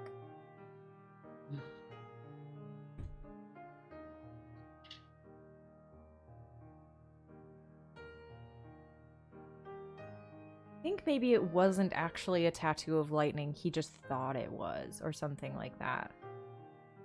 I'm trying to remember. Or it was like a brand from a giant or something. Oh, no. It was because the specific tabaxi, I'm pretty sure, was in the territory and allied to like a lightning dragon, like either a blue dragon or whatever the lightning dragon is for the metallic ones. I don't remember specifically. Copper. I want to say Might have been too. copper. And then- I'm going to tentatively say copper. The monster manual's right there. I could check, but The copper or brass? It's the no, It's one brass of is them. fire. Brass is brass is fire, I believe. Is Yeah, it I think it's copper. bronze? No, I think it's copper. I think you might be onto something. It might be Is it bronze, 'cause I copper the think one copper- that lives near water? I don't remember. This is in the monster manual. If you want to read it, read the monster manual. Isn't it copper where their favorite food is chicken? They really like those chicken McNuggies.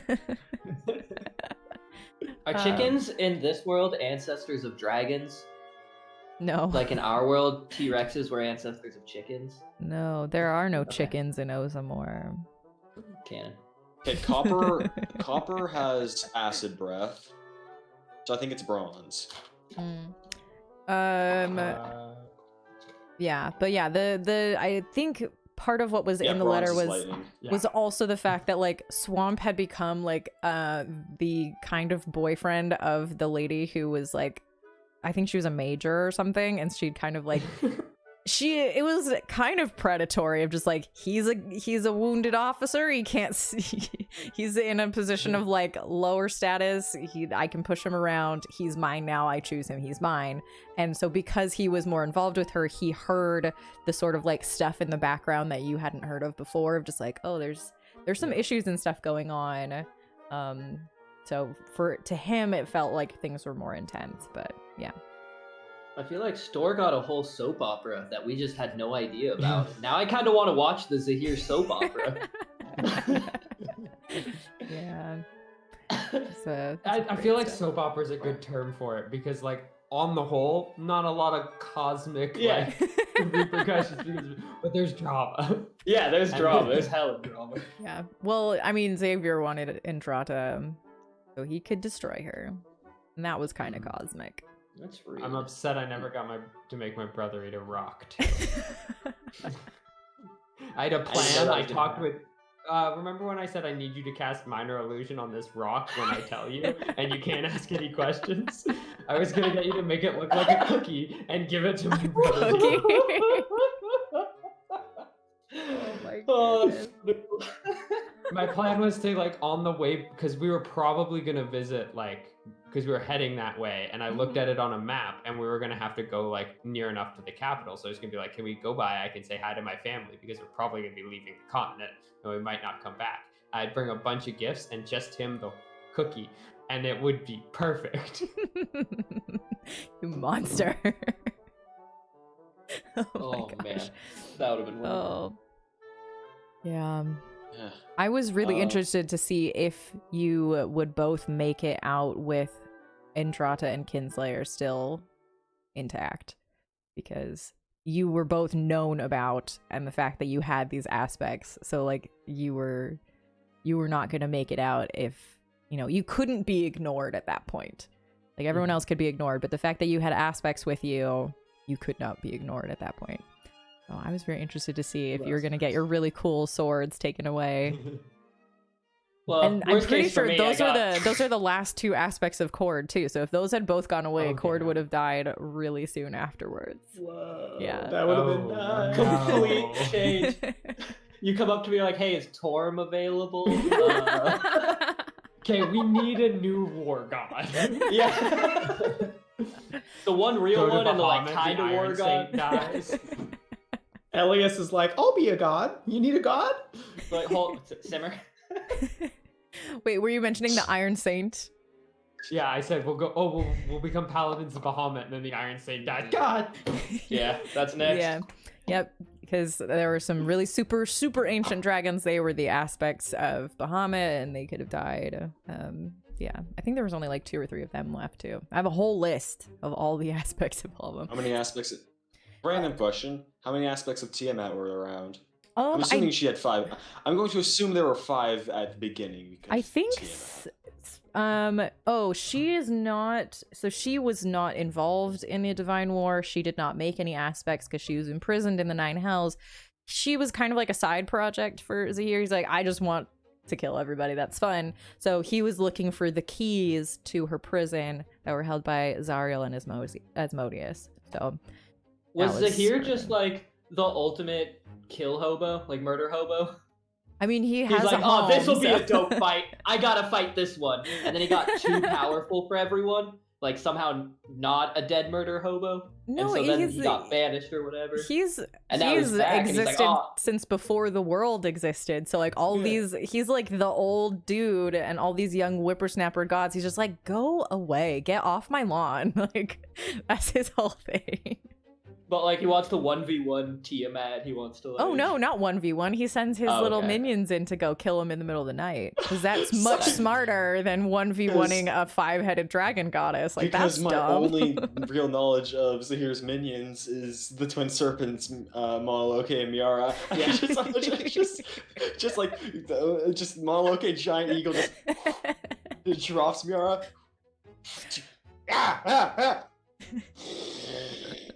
I think Dead. for her you Fire need 5 gone. drops at the same time, one for each of her heads. I Yeah. apologize. No, it's fine. Enthusiasm is returning. Oh, Anywho, boy. It's your second win. Yeah, what was your question that Yeah. you had?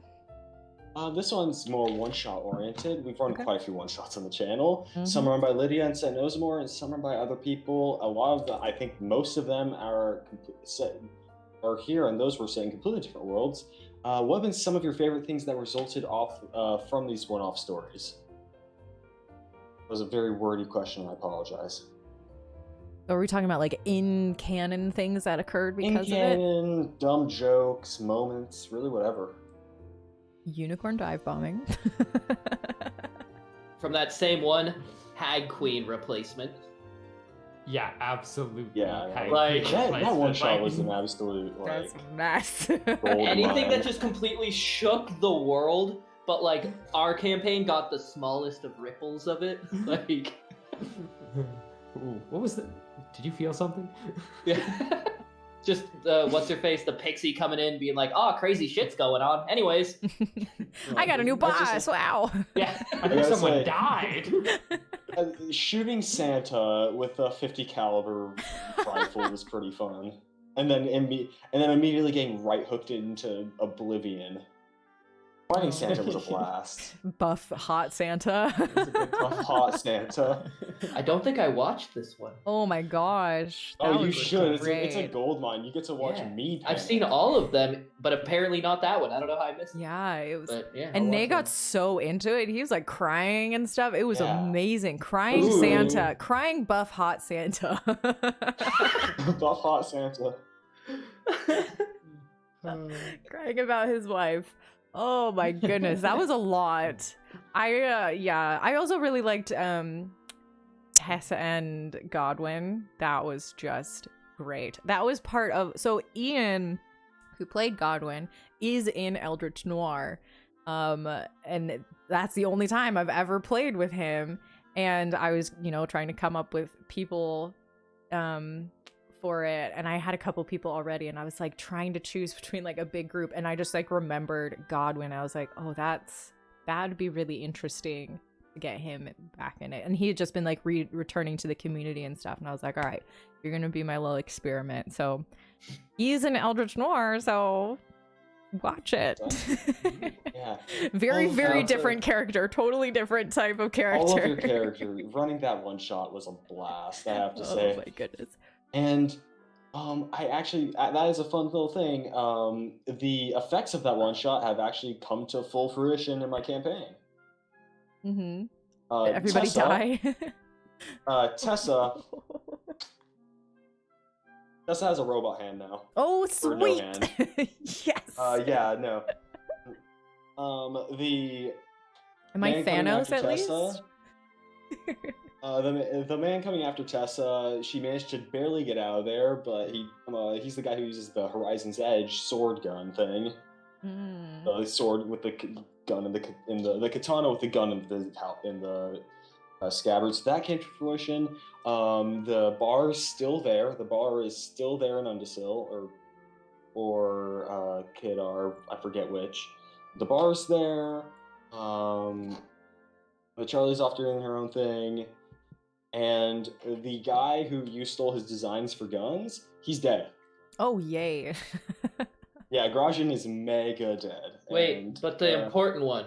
What's going on with Jin? Jin is from this. Yeah, one, right? bar. where's Jin? the bar. No, you said the bar's still there, but you didn't But say is Jin's Jin in at the bar? Oh, Jin's running the bar. Okay. Oh, quite He's running perfect. the bar. It's a very Good. successful business. Okay.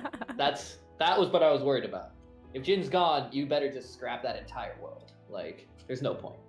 Tessa playing in that one shot was like the perfect play into me, like, because Tessa was so wonderfully pointedly mean and manipulative, which is like my favorite thing to do as a DM, of like when I know that a character has a weakness, to just like twist the knife a little bit. Like, I love that so much. It makes me sound like a sociopath, probably because I am, but like that's my favorite thing to do, of just like, oh, Godwin's a little precious target, perfect, mine. Like, I mean, I love it. I feel that.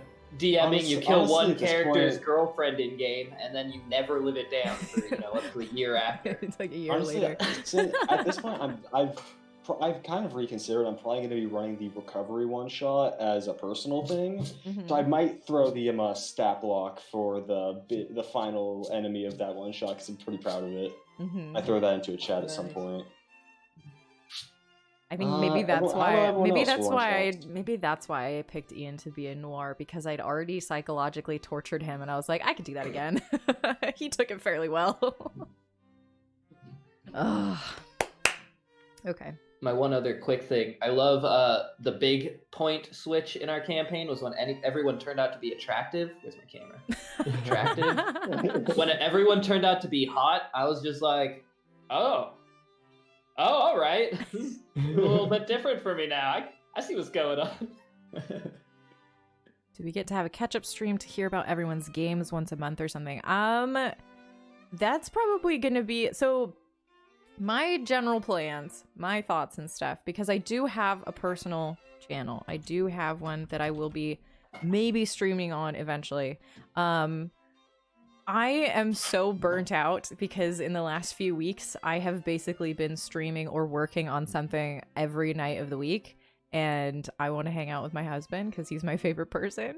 So I'm going to take at least a couple weeks completely off of streaming that I won't be streaming on that channel either. And maybe just chilling. And then I don't know, honestly, if I'm going to return to streaming personally or if I'm going to just focus on Homebrew Hall. I haven't decided. It's very much up in the air. But like that's what the painting streams are going to be for. Like, everybody please come tell me your D&D stories because I want to know them. I want to hang out and talk to people. Yeah. That's what that, like, please come back for those Lobus fodder. Because I want to know I don't want to know what's happening to Chalk's people that he gets to torture and shoot with guns and stuff, and everyone else's things too. Yeah. I have an even more overpowered 9th level spell now. Oh jeez. That I'm so surprised. I mean, that combined, I've been making progressively more powerful stuff at this point. It's gotten to my head. The mega ultimate absolute god powers have gone to my head, and now I'm creating, like, insta-murder stuff. Oh geez. That the players will never get to use. Or maybe they will. Who knows? Sure, I they doubt used any all of them have room for 17 levels of Hexblade Warlock, but who knows? All right. Well, And do we have? I did throw that stat block in. Check that out later. Do we have any other questions about like the campaign or the characters or anything from either chat or from us? This one was kind of just thrown out there. What was the weirdest thing in y'all's inventory? That kind of got a little covered with the questions about items. What was the weirdest thing you had in your inventory? Oh, I mean, Elias had some weird stuff. He had like a Yeah. dead dude's eye. Oh, he gave that away right away. I don't think in-game Brexy actually showed up to take it. He yelled to right. Brexy to come get it, but Brexy was like, Yeah. I ain't showing up, there's bad dudes. Oh man. I had that feline-esque tiger skull. I had 2 different bottles of different holy hard liquor, and a handful of gator teeth. I still had my bardic inspiration from Pangata. Just held on And to that. I Well, it was lasts gonna 10 use it. minutes. Yeah, you know, I'm the guy in Skyrim who has like 8,000 health potions that I've never used. Like, I'll They're need expired, it. I'll need they it. don't work, but he still got them. Oh god, expired health potions. That's a And then mechanic whatever I'm those thinking magic of, deity man. cool crystals were from the end. Oh, yeah. Those are my weird ones. The weirdest thing that Denono has, just very tame, is the Oh, the drugs. drugs. Oh. Ooh, Sued? how? No, it's soot. S-U-T. It's a drug that I made up With the a couple with the years umlauts? ago. Maybe. I know umlauts. What is with D&D campaigns and fantasy drugs? I think No, it's Stores just is soot. the gag spyglass that he has in Coddlemere. I think you were the only one who got one, aren't you? I Yeah, don't think yeah. anyone else had one. Yeah. Was it? I I'm mean, trying it to would've been remember. fun Was to it use like against the dirty pirate pictures, that kept or going. was that what it was? Yeah. I would have used it against the pirates if we got to Merlot's backstory. And then as soon as they look through it, attack them. Yar, she didn't give you your consent to look at her like that. Take this. Yeah, soot was you had to roll decently high, but like you get advantage on perception checks or advantage on attacks for a little while, just depending on how, like it's I made soot like years ago, so it's very old. So it's just Also, like who you wants managed to real talk to a world drugs? stoner dude. Who wants real world drugs in a fantasy game? That'd be lame. Like, oh look, we can do fucking magic. You want to smoke some weed? No. I want to do fucking magic. Like what? Oh man. I don't know if this is the time for tangents, but I don't know Let's if try this and is get the through time for a, tangents a for my bunch of D&D these character and my questions. nickname. Yeah, I'll throw it in D&D stories. Yeah. A good time. What do Mari and Vigris think of each other? Vigris hates Mari. Mari is terrified of Vigris. That tracks. Yeah, I fully see it. If that spider could be like full wimp, that would be awesome. Like he's fine and he's, oh jeez, oh I don't know. Wow, okay. Here's yikes. one. One that I looked over was this one's for Liam. Why does Store speak Dwarvish? Oh, the buddy that so more backstory. Store's best friend through the Zhahir was Dwarvish, and he died because of Xavier, which is why Store hates Xavier. And also, it's weird, Store had a dwarf friend, he died, and then he found a new dwarf friend, and it's why it was sort of this like, yeah, I trust I like Thorak, just sort of implicitly. Don't know why. This is a weird grief thing. Oh. It's my 18 charisma. How does it feel? How do you feel knowing that you were filling the empty void of dwarf friend for Store? I mean, Store was filling the empty void of unexistent role for me. So it's kind of like, you know, Thorak had no idea. Even if he learned, he wouldn't really understand it. He'd be like, all right, so we're friends still? Cool. What? So like he Actually, I might have misunderstood. So Store was more trusting or of Thorak because like he more knew dwarves in trusting, the past. drank with Thorak because his buddy was a dwarf, like his best friend and really like only friend because he didn't like his brothers that much, or at least his oldest brother. And then like 2 of them died, and then 1 lost a leg. So it's not a great time right before the campaign. Although not my whole family was murdered. To each their own. Well, let's see. My whole family was murdered. Your friends were murdered.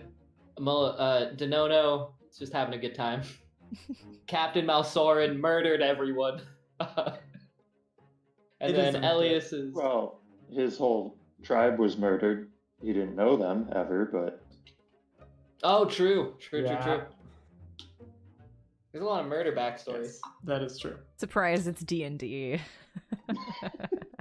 Hey, all of my backup characters did not have murder stories. Fun fact, Merlot was very superstitious and super not into all of the like telepathic swords and animals talking to each other. Really not in any of that.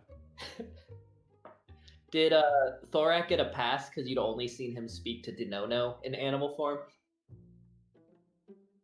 Because I could speak to animals. I could have spoken to all. You had Kinslayer. Okay. So just not into, never wanted to touch the talking swords. Just saw Elias being real weird with Kinslayer. That's true. I'm gonna pee on that It's sword. like every interaction was just like, I don't want that. No thanks. I'll take a pass on that one. Oh, so is it are people team Andrada or team Kinslayer? Kinslayer. Andrada. Yeah, of course the boyfriend is. I really like the cool ability that Andrada had. I don't know anything about Kinslayer. I'm sorry, but I'm gonna go with Andrada on this one. Kinslayer is a much more once you experience more standard abusive relationships, which I pray you don't, you'll understand why we hate Andrada. Kinslayer is not a good relationship either. He's Kinslayer like, is you like, do I what want I you to tell be you. the best you. I want you to be the best you can be, and if not, I'll fuck you up. That's literally That's the what same thing that Kinslayer is. Andrada's whole deal is of like, No, I want you to be the best Andrada's person like- that you can be, or else I'll Andrada's screw you like, up. I'm bored. You're not battling enough. Why aren't you doing this my way? And Kinslayer's like, just be who you can be. Fuck off. Yeah, Do and your if thing. you break a single promise, I'll curse you so you're paralyzed for That's a whole fine. day. Good luck. Tough love works for some people. Manipulative love does not. So Oh, another fun fact. Pengata and Andrada were old friends. Pengata was partially there to like check in and like check on the new owners of Andrada. Yeah, because Pengata had seen Andrada show up multiple times. Like, knew what that whole deal cool. was. Mm-hmm. that's cool. Kind of on the topic of Andrada so Andrada and Kinslayer are both aspects of Cord, right? Yeah. or the divine aspects. Was Cord the only god that their aspect was weapons? Were all of Cord's aspects weapons? Yeah, And his were were there any all other of these weapons. kind of weapons? Let's see. Let's Or go was he through the all only these. god to do weapons?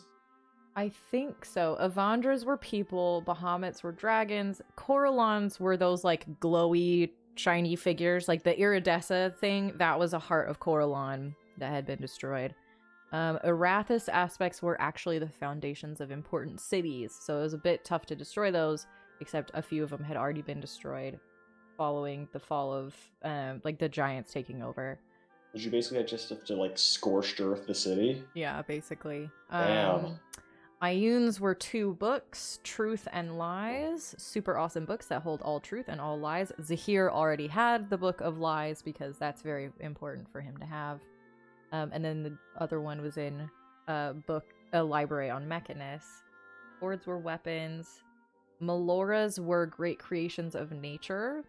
So there was like a really, really giant tree called the Iron Willow that was destroyed by the giants. There was the Boiling Lake in Idrion. Nick knows what that is. He's been there. And then there was another place like off in the Beastlands. Moradins are the 2 forges / hammers. Pelor's aspects were the sun. It was literally like the sun in the prime material plane, and then like what acts as the sun in Elysium. The Raven Queen's How do aspect. you destroy that? It's very difficult, and he was saving those for last because when you destroy the sun, everyone kind of knows what's up. But when you live on a destroyed star, you kind of have some knowledge of how to do that. The Raven Queens were basically the gates that allow souls to pass through to the upper planes or the lower planes. He was also kind of saving those for last because there would have been a giant soul backup. The aspect of Sahanin was a location.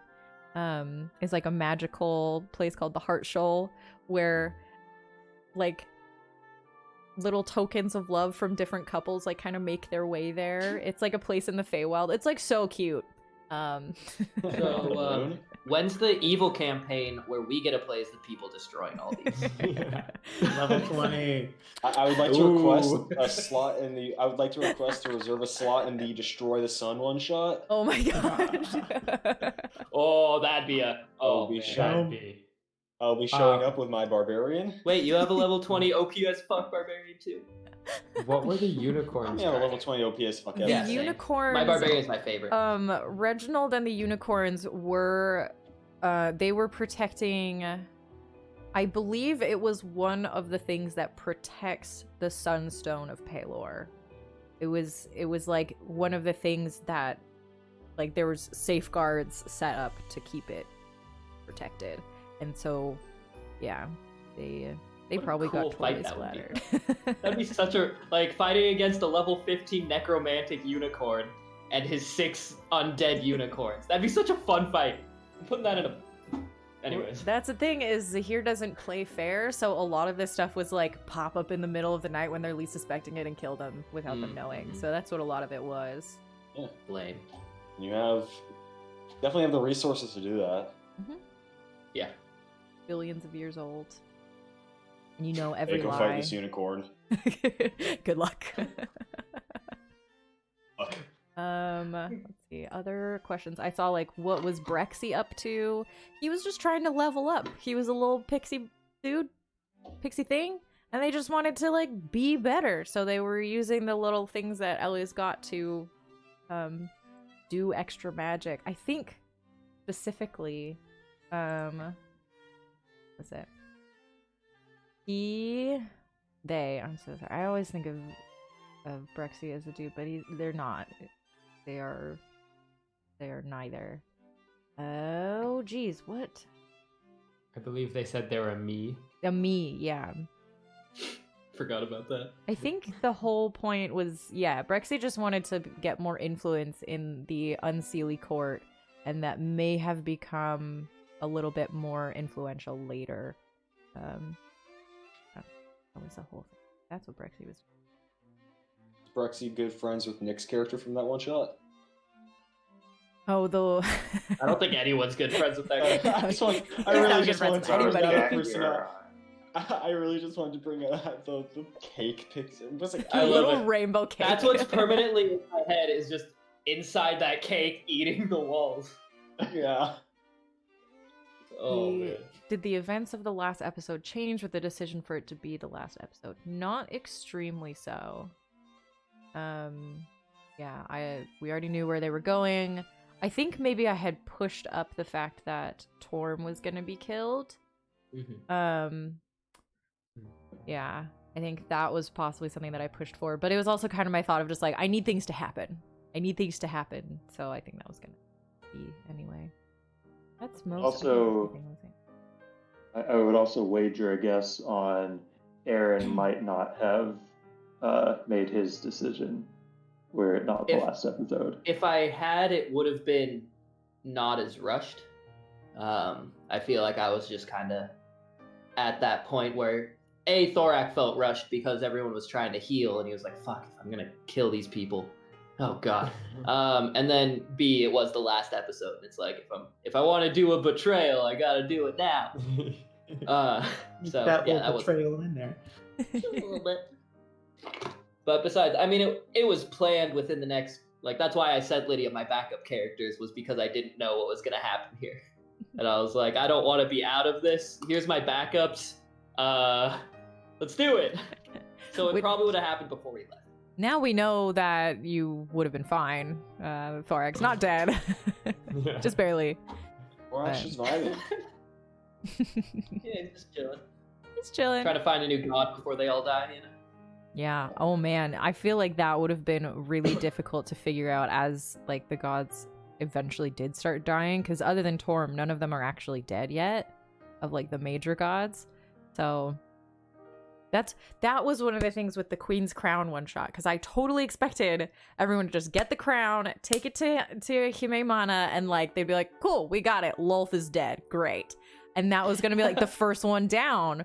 But freaking what was Patrick. the procedure for destroying the crown? Could you just picked it up and thrown it? No, there's like, that's what those black daggers and stuff are for. Like, they are specifically empowered to destroy gods and their aspects and stuff. But the fact that Jared made a deal with her and was like, cool, yeah, we'll do something else. I was like, frick. Now they push that off for a couple of decades or whatever. Like, oh man. Would Miara have just destroyed it then and there? Just like, he didn't have any means. He had to take. I mean, he probably would have gone somewhere and done it pretty quickly, but he would not have done it in front of the people he hired. Yeah. Here's a crown. Okay, cool. I think it's possible that I would have done like a cutscene thing of like, and you leave, and this dude walks away, and he destroys the crown, and like left that as sort of a thing of like an indicator of what was going on. That's cool. Because I knew that Liam was starting to catch on. He'd started sending me like things. I was trying to figure out, like, when I watched the Queen's Crown, I'm like, okay, so these are definitely connected to Lolth, and I hadn't yet made the connection that there were like each god had their own. I thought there was just like one thing, so like had they destroyed it and there would have been an indication that Lolth, that it was a separate god, that would have been nice to have, but stupid Patrick. Patrick making interesting character decisions. Yeah, god damn it. He does a lot of those. Patrick is also in Eldritch Noir. Go watch it. I like that decision. That was such a great twist too. So good. Oh boy. Sorry, I may have missed this earlier. I know you were talking about it, but does that mean that my chieftainess was an aspect of Melora? No, she was not. Melora's aspects are like places that are very like strong in nature. She was just an old lady. Yeah. So they just killed her for no reason. It's because she was having dreams. She was having dreams of the divine aspects and was starting to like get information about the stuff they were doing, and they're like, let's cancel that. Let's not. They just Well, roasted she got her the on Twitter. information out anyway. Yeah, she Yeah, did. canceled her on Twitter. Nothing she can do. They canceled Got her. Someone trending. doxed her. It was bad. It was Oh bad. boy. It was. And then it turns out all like the allegation stuff were photoshopped. It was a real God, fiasco. It's actually her twin sister who's the real problem. She actually wasn't even sleeping the whole time. She was pretending. Yeah. Oh boy. All right. That all? Is that everything? Is that it? Is that everything? I mean, obviously it's not everything. We have No. like 100 hours of stuff, basically. I have a kind of closing question, I guess. Statement / question, since this is the last thing we're doing on the channel. So if no other questions, I guess I'll go to that. Oh, Little Miss Fodder just asked one. How That's- did the previous campaign affect this one? So there was a lot of like the problems that were going on were still going on. In terms of what the characters from the first campaign did that affected this one, there wasn't a ton because they did not have a ton of time to get through. I think we ended the campaign in the Underdark at level 7 or something like that, and they hadn't done a bunch of Yeah, big that's stuff. right. So Mark- next campaign, you're gonna end in the Underdark at level 9. Yeah, right? exactly. Level 7, The now Underdark level is 8. my nemesis. I need to get a party out of Just the avoid Underdark. Oh, that's what it'll be. Oh, no. The next party starts in the Oh, no, Underdark at ooh. level 1, and then they leave Out the of the Underdark. abyss. And then when they get to level 9, Okay. they leave, but then you friend's end in it. the But, Underdark, like, and we haven't played in a while. Oh The Marguerite, and she was asking like, oh, I need you to find some like my friend's daughter or something. That daughter was one of the characters from the campaign. When she was born, she died, and the sister, excuse me, they're all hags, as everybody kind of figured out. And the way that hags reproduce is they eat babies, and then they kind of like give birth to the babies later, and they are hag babies. So she wanted to show up and eat this baby, but the baby died, and she's like, well, that's a problem. But she's a night hag, and so she could like reach through to the Shadowfell and like steal her soul and have her soul. But when she tried to, the Raven Queen stopped her and was like, no, get your hands off of my little girl. And so this hag hated her forever after, because there was like a lot of like, she took a lot of damage from this. She got kind of like shunned and made fun of by the other hags in her coven, and there was an issue like the fact that they didn't have a hag replacement for a little while. So she kind of followed after the party and like ate their leftovers, kind of like if they saved some NPCs, she'd be like, oh, I'm a healer, like I'm cool, I'm your like fun aunt, you know, I saved your life when you were a baby.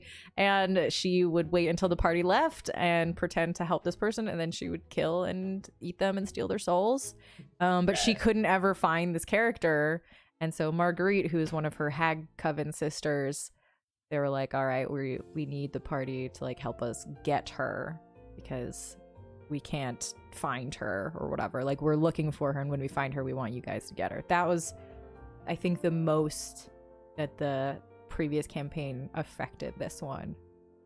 Yeah, at that point. Yeah, wow. That's rad. That's pretty cool.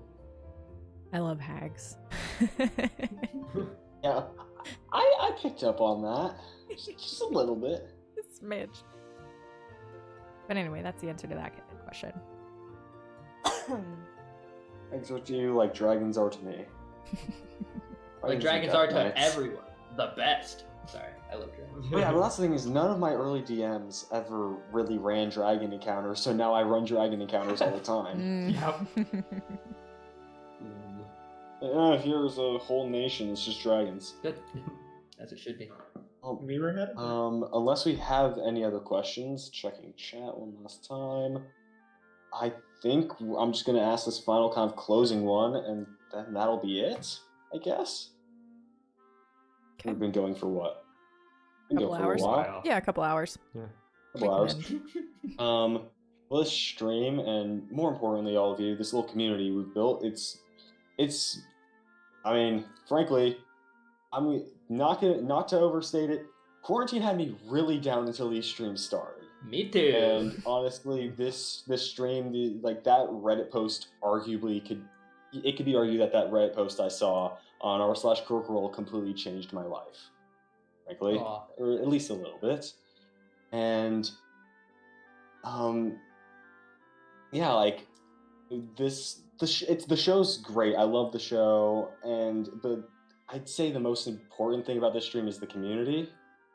So I want to ask all of you, both in the call and in chat, what has been your favorite aspect of this little community we have here? I mean, I kind of had a similar note as you did with the beginnings of quarantine. I was going fucking crazy. And I had just basically lost some very important things in my life. And so it was like just a bad time. And then I saw a post that I finally was like, oh, hey, this on LFG? Heck yeah, this is like my perfect game. And so I don't even, it was like 8 paragraphs of just like, oh my god, this is why I want to be in your game. This is why everything's so cool. This is why everything, blah, blah, blah. This is why I love this. These are my character ideas. And then like, after I said it, I was like, oh god, I was like too much again. And then you sent someone back with like the same energy, like bam, bam, bam. And I got in it. Everyone has that same energy of just like positivity. There's no like stupid, awful like bigotry or awfulness or hate in our groups. It's just like everyone's like, yeah, we're all awesome. We're all wholesome. Some of us have worse language than others, but like we're all still good people. And so I don't know. I love it. I love the positivity, and I love that it came at a very necessary time. I perhaps counterpoint. I honestly, I think I'm just so incredibly much of an introvert that I really didn't have much problem with. I get to stay home now and be with my family. But for me, like I'm really grateful to the community because I know how much it helped Lydia, and being able to see her kind of, uh, I guess I won't. If she wants to say things about this, she can. But uh, being able to see what she's been able to do with this is really awesome, and I'm really grateful for all the support that the community's given her. It's been a nice extra light in my life. I mean, yeah, I mean, one, I'm in a completely different country than you guys, so it's just different. It's true. You're not as on fire as we are. Yeah.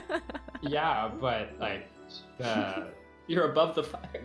yeah, just above. It's too warm. cold for It's like, fire over there. You know, if you're in an apartment building, the Yeah. floor below you on fire. It's like, Yeah. yeah, this is gonna be a problem. This is gonna call. No, but for me, like, one, I don't like. I don't know, the outlet that I get from D&D is not something I get in like the rest of my life. It's a lot of math and computers, and so that was really great. And then like even into the winter, I know being Canadian, like, oh, you should be fine in the winter, but like the big things that get me through are hockey and like things that are indoors, and I couldn't be inside with my friends. I was stuck at home. Like I couldn't go like for a long part where the days are short and it's never bright out, and I hate going outside. And it was really good, and like different times, but yeah, it was fun to play D&D again, and like kindled that spirit. And I like really started writing during it too, so it's like just good that way. I never considered like the amplification of seasonal depression as you get further north. It was It was that's a big rough. deal. Oh. Huh. I know I was a little late to the party, but this kind of came about for me because I reconnected with Lydia over D&D, which I'm very passionate about. I think D&D, when done in like a healthy, safe environment, is like incredibly uplifting and like such a healthy form of play. And I'd really been missing that. I've been moving around a lot and having a lot of changes in my life in recent years. And coming in as a guest character, I've always kind of been one step removed from online community. Like I'm a nerd and I love D&D and I love like watching Twitch streams, but it's always been on just YouTube. So like I've never like engaged with like a Discord community or like Twitch chats and things. And it's been a really beautiful experience having that for the first time. That's part of why I wanted to come back, was because the community was so warm and so great. And I'm excited that I've made all these connections and kind of have been able to experience that. And I want it to be more of a part of my life now. Like I'm not ready to let, like, I'm excited to be a part of these beautiful digital communities again. So yeah, super grateful. I feel like for me, I have so much to say about it because it has been such a big thing for me. Like a year ago, I was a very different person, and Nick can really attest to this. I didn't talk a lot about like what I felt or whatever when we first started doing the streams and stuff. But like I am a very, very different person in so many ways. Like I won't talk so much about like some of my like political opinions, which have like super flipped in the last year, which I really appreciate that I know all these people who will patiently and lovingly teach me things that I was dumb about for so long. But it's also like, there's just so much. Like when I started streaming, it was this panic of, oh my gosh, I can't not talk to people. I can't be stuck in my house with only Nick and my kids. I will go insane because I am very extroverted and I really rely on talking to people to like keep me stable. So I was really, really afraid of what was going to happen. And so it was kind of this desperate thing of like, what's going to happen? And the fact that immediately there was Chalk a little Miss Fodder and it just like clicked so perfectly was amazing. And then from there, like just adding more people in, more people to talk to, more people to love and like care about and like write stories for was really, really cool. And then adding on to that, all of the actual streaming stuff of like, I've learned how to video edit and do graphic design stuff and some basics of like little teeny smidges of like animation, and learning how all of this stuff works has been really confidence boosting. Of like, I have the, obviously now I have the confidence to like create a sort of business with a friend of mine that I didn't know a few months ago. Like that is so incredibly meaningful to me because I've never felt like that's something that I could do. I've, you know, stay at home DM was kind of the persona that I'd taken of like, I'm a stay-at-home mom and that's it. I also like D&D and that's cool. And I don't feel like that's necessarily me anymore because even though I do stay at home now because COVID and you know, whatever, it's more than that now. And that's been really, really, really cool. And to have people who can do that with and to grow with has been like amazing. It's been a weird year. It's been a weird time. I think it's been really good, way more than it's been really bad. At least for me. I know that's not true for a lot of people, but I'm very lucky to have you guys and everyone else. So I don't want to be like sad about things because even though this is like the close of a chapter, there is more coming. And even though it's different, I think that it's as good. And I hope to eventually make stuff that's even better. But that's not for me to judge necessarily. I mean, let's be real. Bush Gang is the peaks. Like, you can't, yeah. you can't climb back past the peak. Yeah. bushes and gangs. Yeah. Real great. But before we end here, I'd like to take a moment to remind everyone that there is still a little bit of time left before the drawing. You can type into the chat. Was it 1 year? All right. 1 year, no space, no caps. And you will be entered. Make sure that you get a whisper from Moobot to confirm that that worked out. Is it still Moobot? Might have Yes, changed. it's Moobot A lot of things still. are changing. It's Moobot Okay. still. Yeah. Yeah. And if you We're still gonna want do the to, drawing on stream. yeah, we'll do that in just a sec. I want to give people a last little bit of time to enter if they want to. That includes all of y'all. Please enter. Done it, done. Except me. I did. It's the beginning illegal. Yeah, that's Is it really? It is. If Oh, yeah, it's yeah. named how? It is. It's Yeah. because being related closely to the drawer or Huh. person who decides the sweepstakes. I Whatever. wonder if that means that you can do them when they're homebrew haul because it's technically not me. Not that I know what the giveaways are going to look like with homebrew haul. That's not something that Patrick and I have talked about. We will see what happens. Yeah. What was I going to say? I was going to say something. Shoot. Oh, if you still just want to like hang out with me and be a nerd, this is where I'm going to be most of the time on this channel. It'll have a different name, but I'll still be here being a dork. Yeah.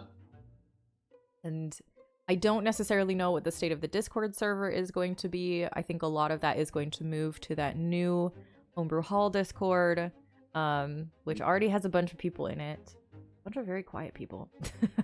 But we'll see. The Discord server is not going to like go away and get deleted or anything, but I will very likely be more active on the Homebrew Hall one. Yeah.